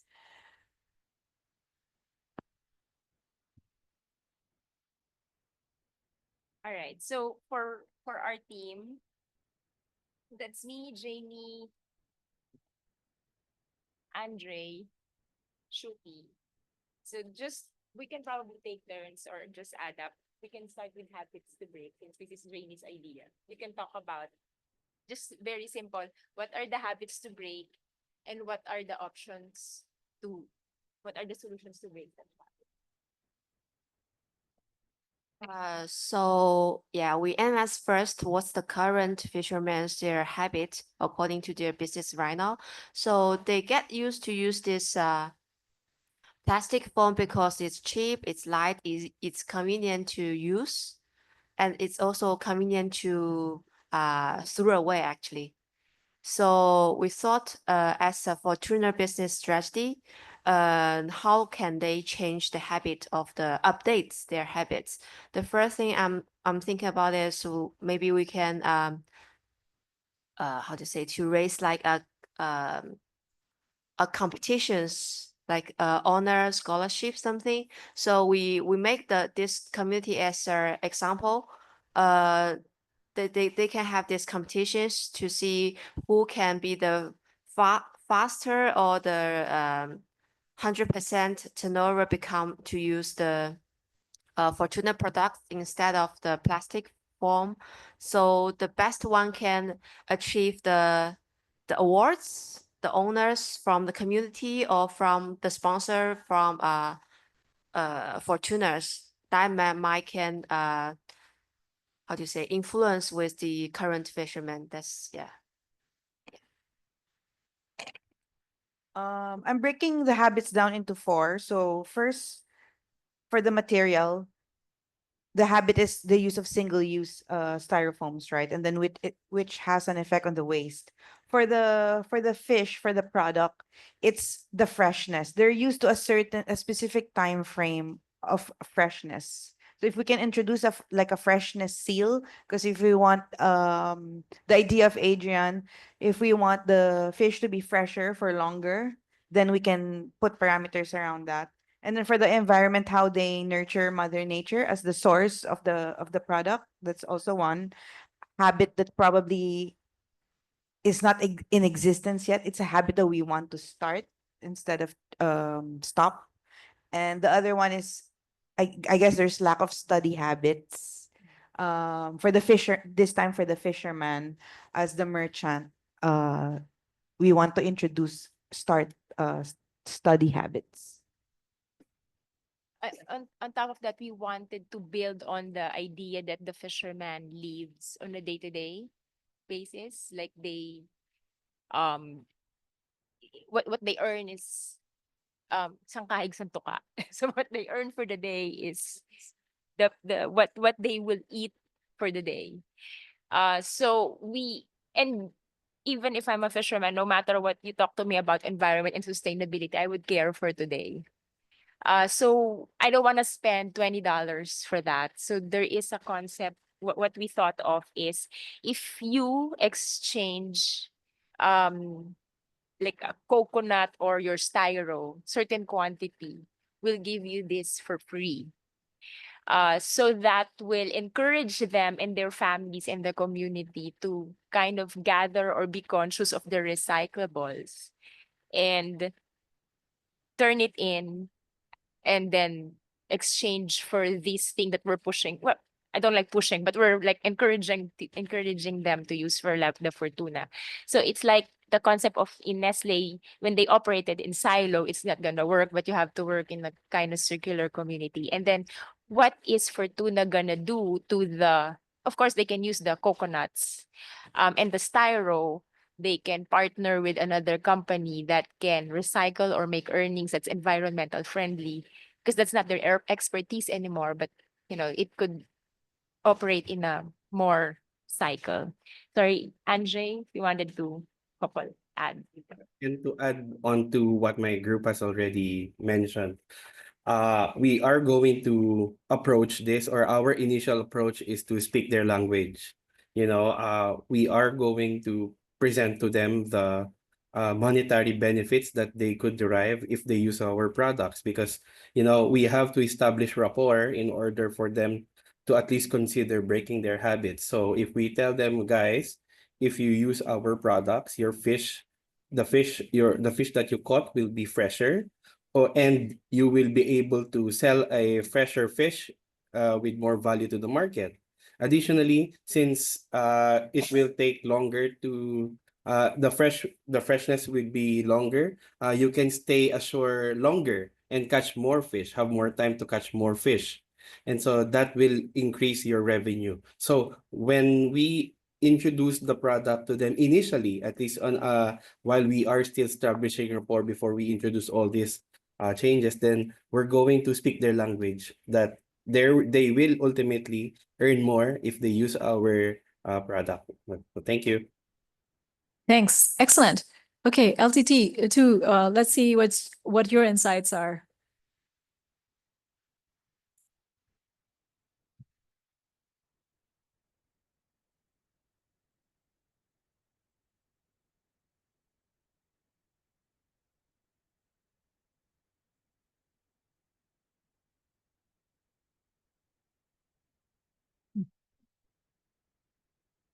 Hello. Good afternoon. So this is the output of our learning team. So how can Fortuna be successful? We would like to focus on legal compliance, transitioning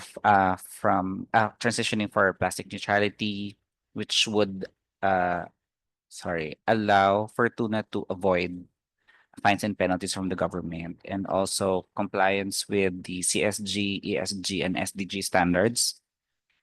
Next would be also expanding the target market to like others like medical industry, as I have also emphasized that this could be very useful, especially in transporting blood products, because we use styro boxes a lot. Also, we need also to promote it to countries advocating ESG, uh, to environmentally conscious businesses, and partnerships with established brands like San Miguel Foods, 7-Eleven, and restaurants. Because our third answer is connected also to this one.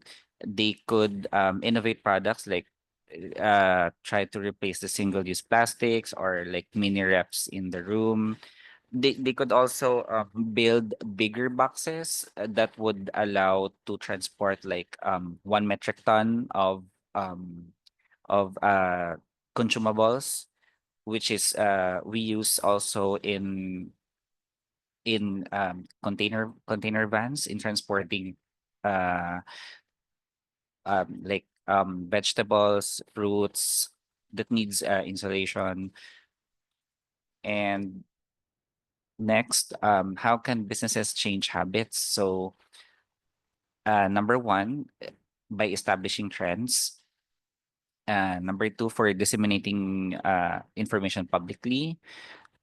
Coming up with education and trainings, business promotions, advertisements, and promotions from like bloggers or influencers.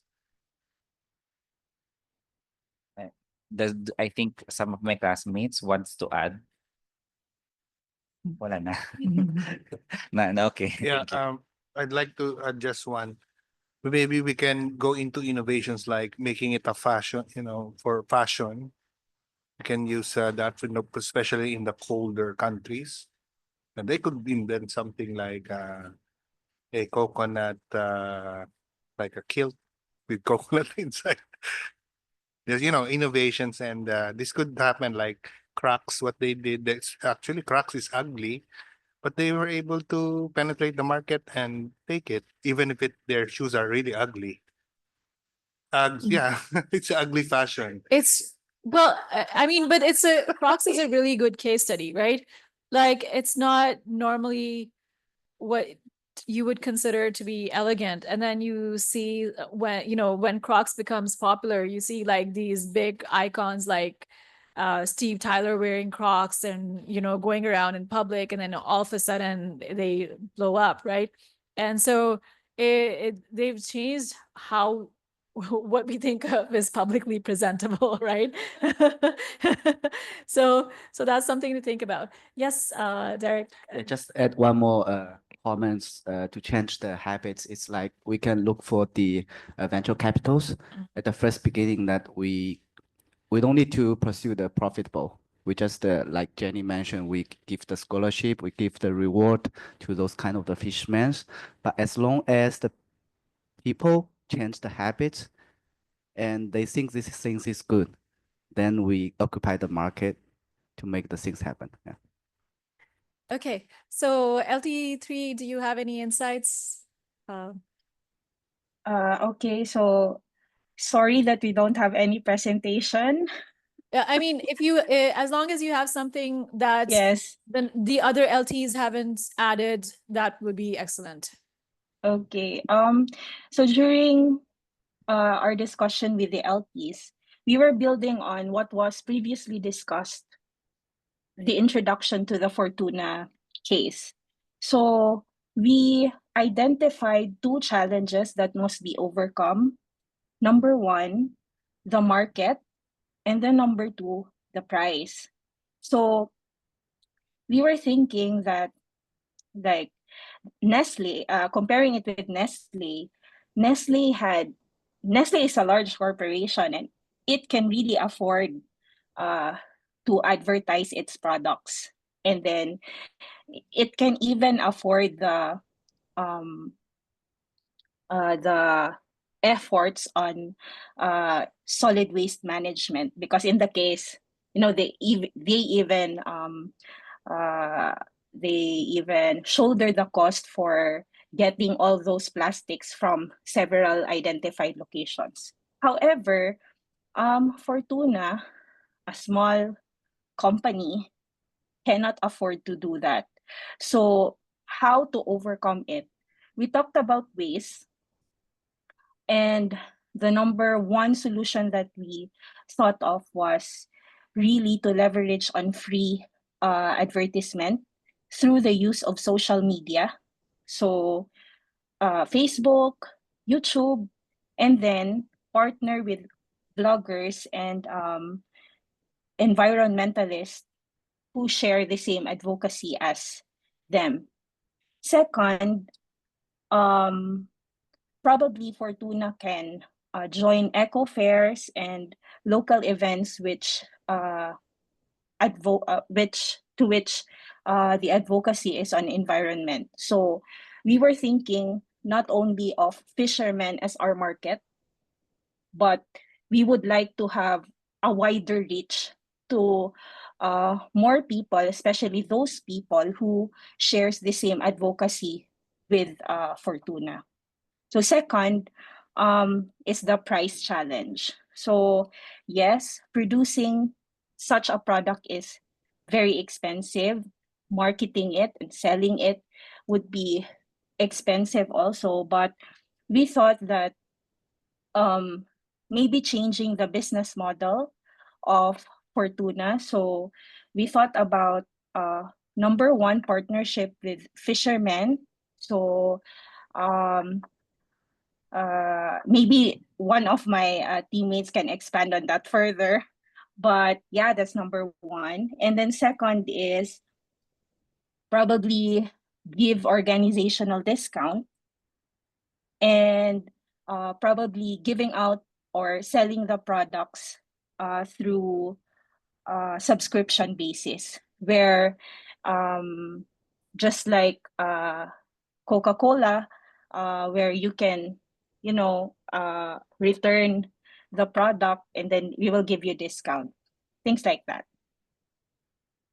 So that's it. Maybe my teammates can add for more insights.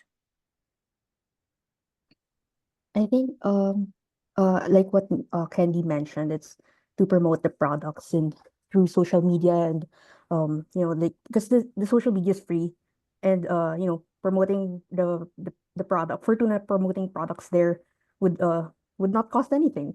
And I think the habit that is being changed here is I think it's avoiding mainstream channels because for sure some businesses some traditional business would would not really be what do you call this good with the idea of having bloggers or these influencers um promoting their products because maybe somehow it affects their branding. But I think that habit should change. I think just knowing which or who who you will tap on, who you get to promote the product um uh would help.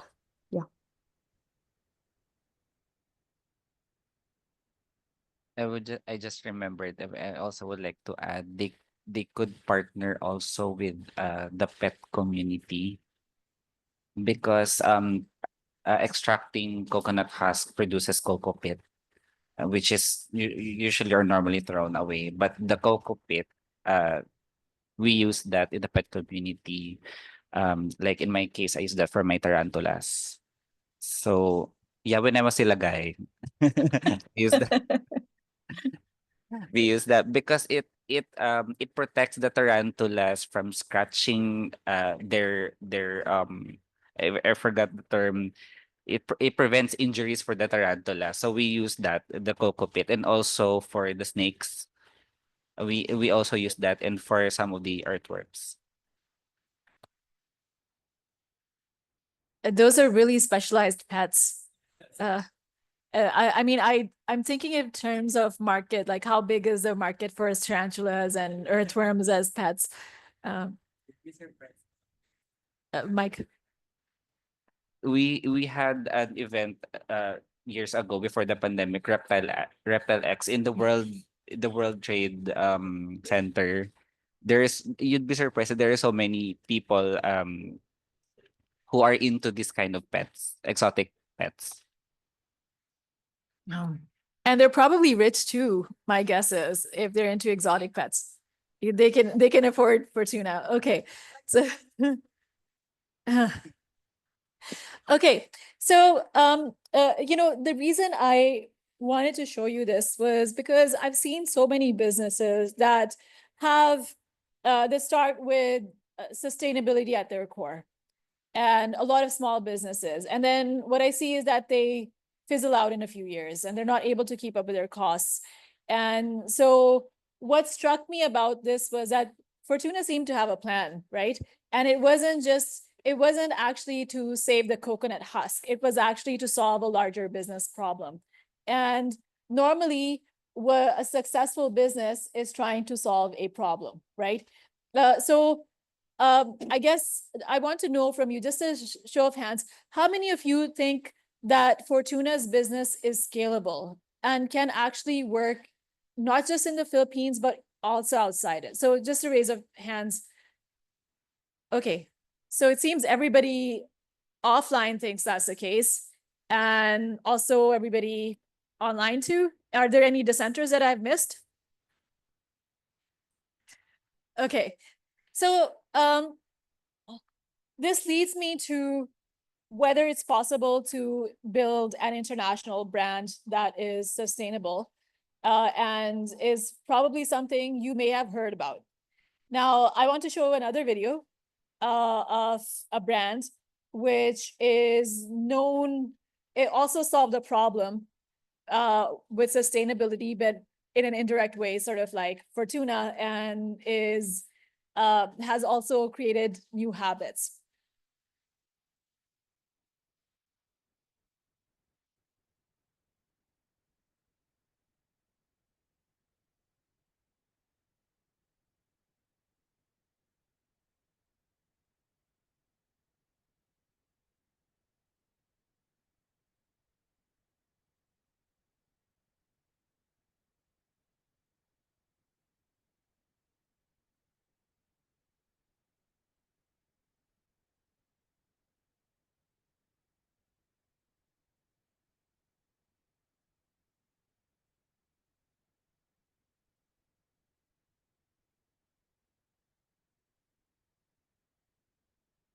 Okay, I'm trying to see if I can still share computer audio.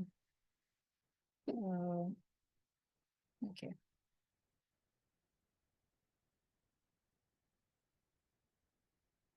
Seems like that's the case. So let's try. Are Allbirds. The unassuming wool sneakers have taken the world by storm, starting with the feet of tech titans in Silicon Valley and reaching both the streets of Hollywood and of middle America.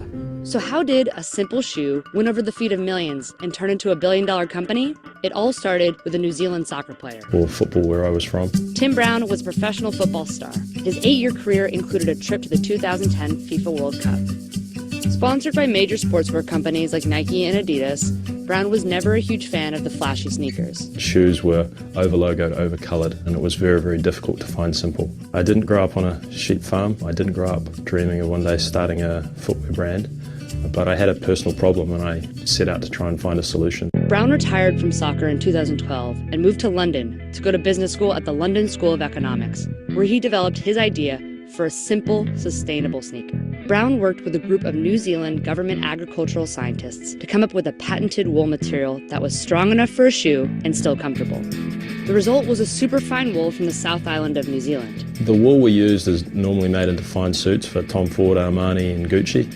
The soles of Allbirds are made of rubber and foam. With a handful of samples made, Brown launched a Kickstarter campaign. Inspired by these guys, we found a way to turn one of the world's most amazing renewable resources into a wickable, breathable, comfort experience that's like being upgraded to first class. The campaign took off, and in 4 days we sold $120,000 worth of shoes. I had to stop the campaign because that was all the material that we had. You celebrate for a split second and then you realise that, gosh, there's an enormous amount of work to do and an enormous amount of expectation that's come on the back of this little bit of success I've had.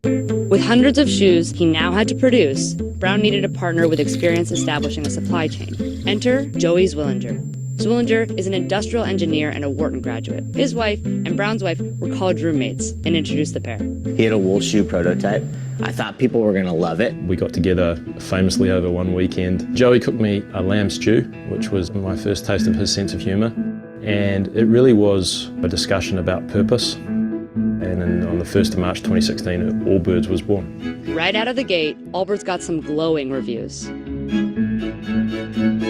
And early on, some of Allbirds' biggest fans were in the tech crowd.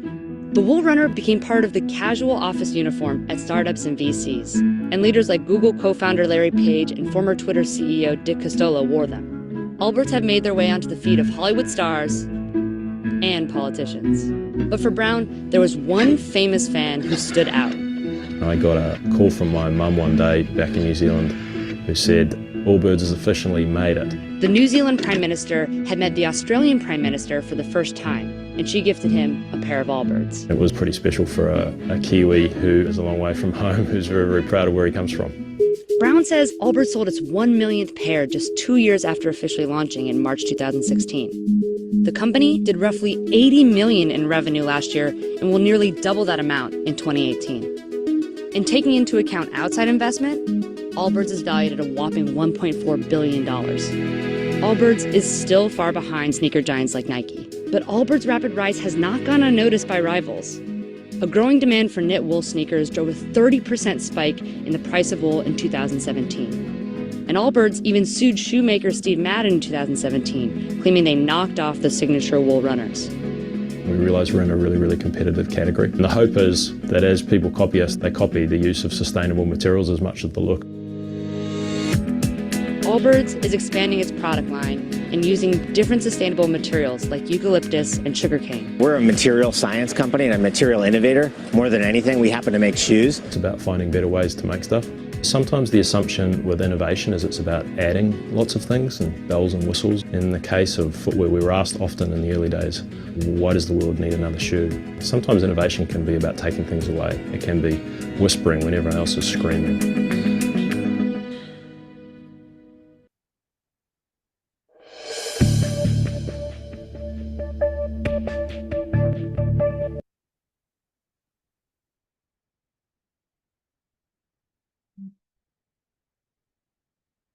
So just for the people online, we're having a discussion on whether Allbirds is available in the Philippines and people can buy it. So it's sustainable, right? Did you have any aha moments while watching this video? Right? So what is the key insight for you from this? They entered a market that was incredibly competitive, right?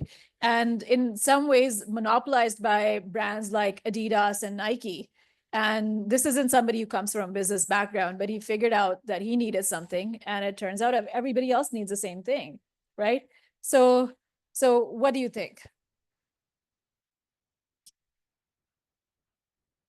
You think it can be made to But so maybe not shoes, but so do you think that Fortuna will someday be gifted to Xi Jinping in China, or or people like the dignitaries in Singapore or Japan? yeah, not It remote. should be. It's not remote. It's not remote. Okay, so they're Filipinos who already feel very strongly about Fortuna being a national treasure. Okay, so so I hope that at the end of this session, you've come across with some sort of idea of hope, right? And also to think about your business in terms of the strengths, weaknesses, opportunities, and threats when you're coming up with a business plan, and to integrate the sustainable development goals into them. Right. And then there's a larger context in terms of this program, which is the International Business Law Program. Right. So with the Extended Producer Liability Act, you know that if you have plastic waste, there's a legal cost to it. So you have to be sustainable anyway. And this is expanding globally too, because there are cases increasingly against even large companies from civil society stakeholders, from nonprofits, even shareholders, against not just the companies, but even company directors. And one major case is that of Client Earth versus Shell. So in this case, let me actually just go back to my slides.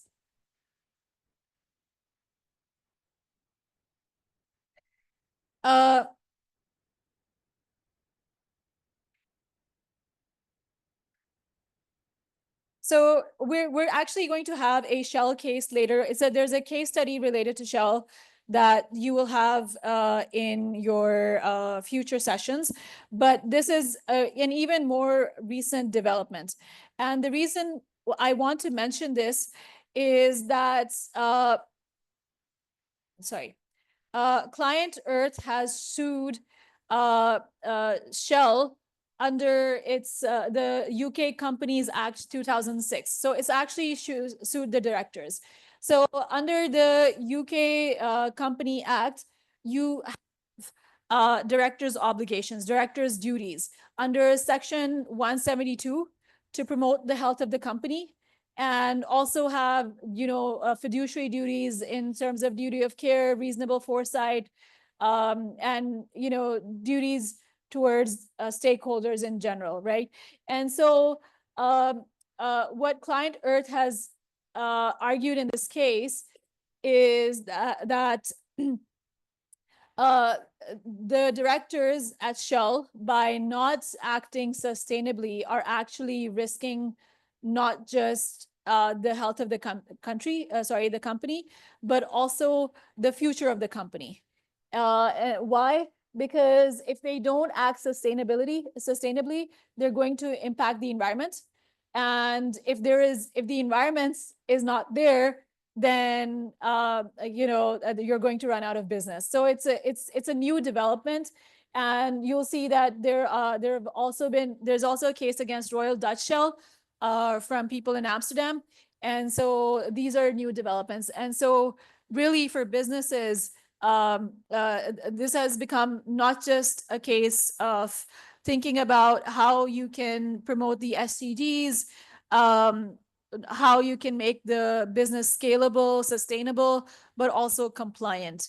So that's the key takeaway from this session. Anything you guys would like to add?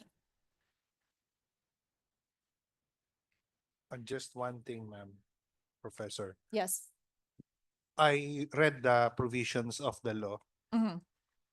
and I think it would need strengthening by making criminal also a penalties by providing, because it's only administrative. And as you said, the insurance aspect, I think one of us were talking about they just allowed the insurance company to pay for the fines.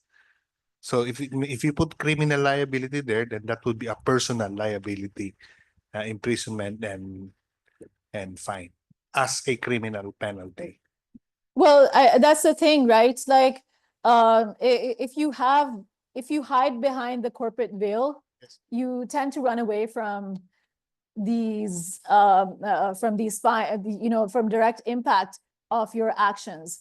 So it's a good strategy, right? Like they're at the end of the day, no matter what you say about the corporation being a legal person, there are actual human beings that are behind the decision-making process, right? And so it would be good to think about how we can, go back to pinpoint the problem where it is and think about, compliance strategies across the board. And yeah, Giselle. Attorney, you made me think of something like an escalation clause, up to business closure if that could be possible. But one thing also other than that, a carrot may be helpful because I've seen at least in the Asian countries, if the government wants to implement something, they incentivize not just the company, but also the consumers supporting such sustainability efforts, like a tax deduction or something like that that could encourage not just the business, but its customers to support the effort. Right. I mean, if the government doesn't offer any carrots, then it actually is harmful to the government servants also. So I'm saying this because in the 2025 batch, we have two people from the SEC. They say like, if people find out that they're from the SEC, there are also like always these negative implications, because they're like, oh, you guys are just trying to shut down business in the Philippines. You're actually, you guys are responsible for not promoting local businesses because you go after everybody. And so there are negative connotations for people who are also in government. So it's a good way to have some sort of a carrot and not just a stick when you're coming up with a strategy to promote sustainable business. Anybody else who has any insights before we close this session? That's a question, ma'am. We have a WAC, that's a writing. Yes, a WAC, yes. And we submitted through the Alice. Through Alice, yes. And you'll notice that there is a rubric at the end of it. So that should help you with answering your questions as a guide. Thank you, ma'am. You're welcome. And once you've submitted the WAC and the next lecture after that, we will discuss the case in class. Anything else? Written analysis of the case. It's already been uploaded on Alice. It's an individual assignment. So it's due on April 23. So you still have time, right? Okay, and it's not that complicated. It's only 2 questions. So really simple. Normally WACs will have 4 to 5 questions, and you guys are lucky. I've made it as easy as possible so you can actually enjoy the long weekend and don't think too much about it.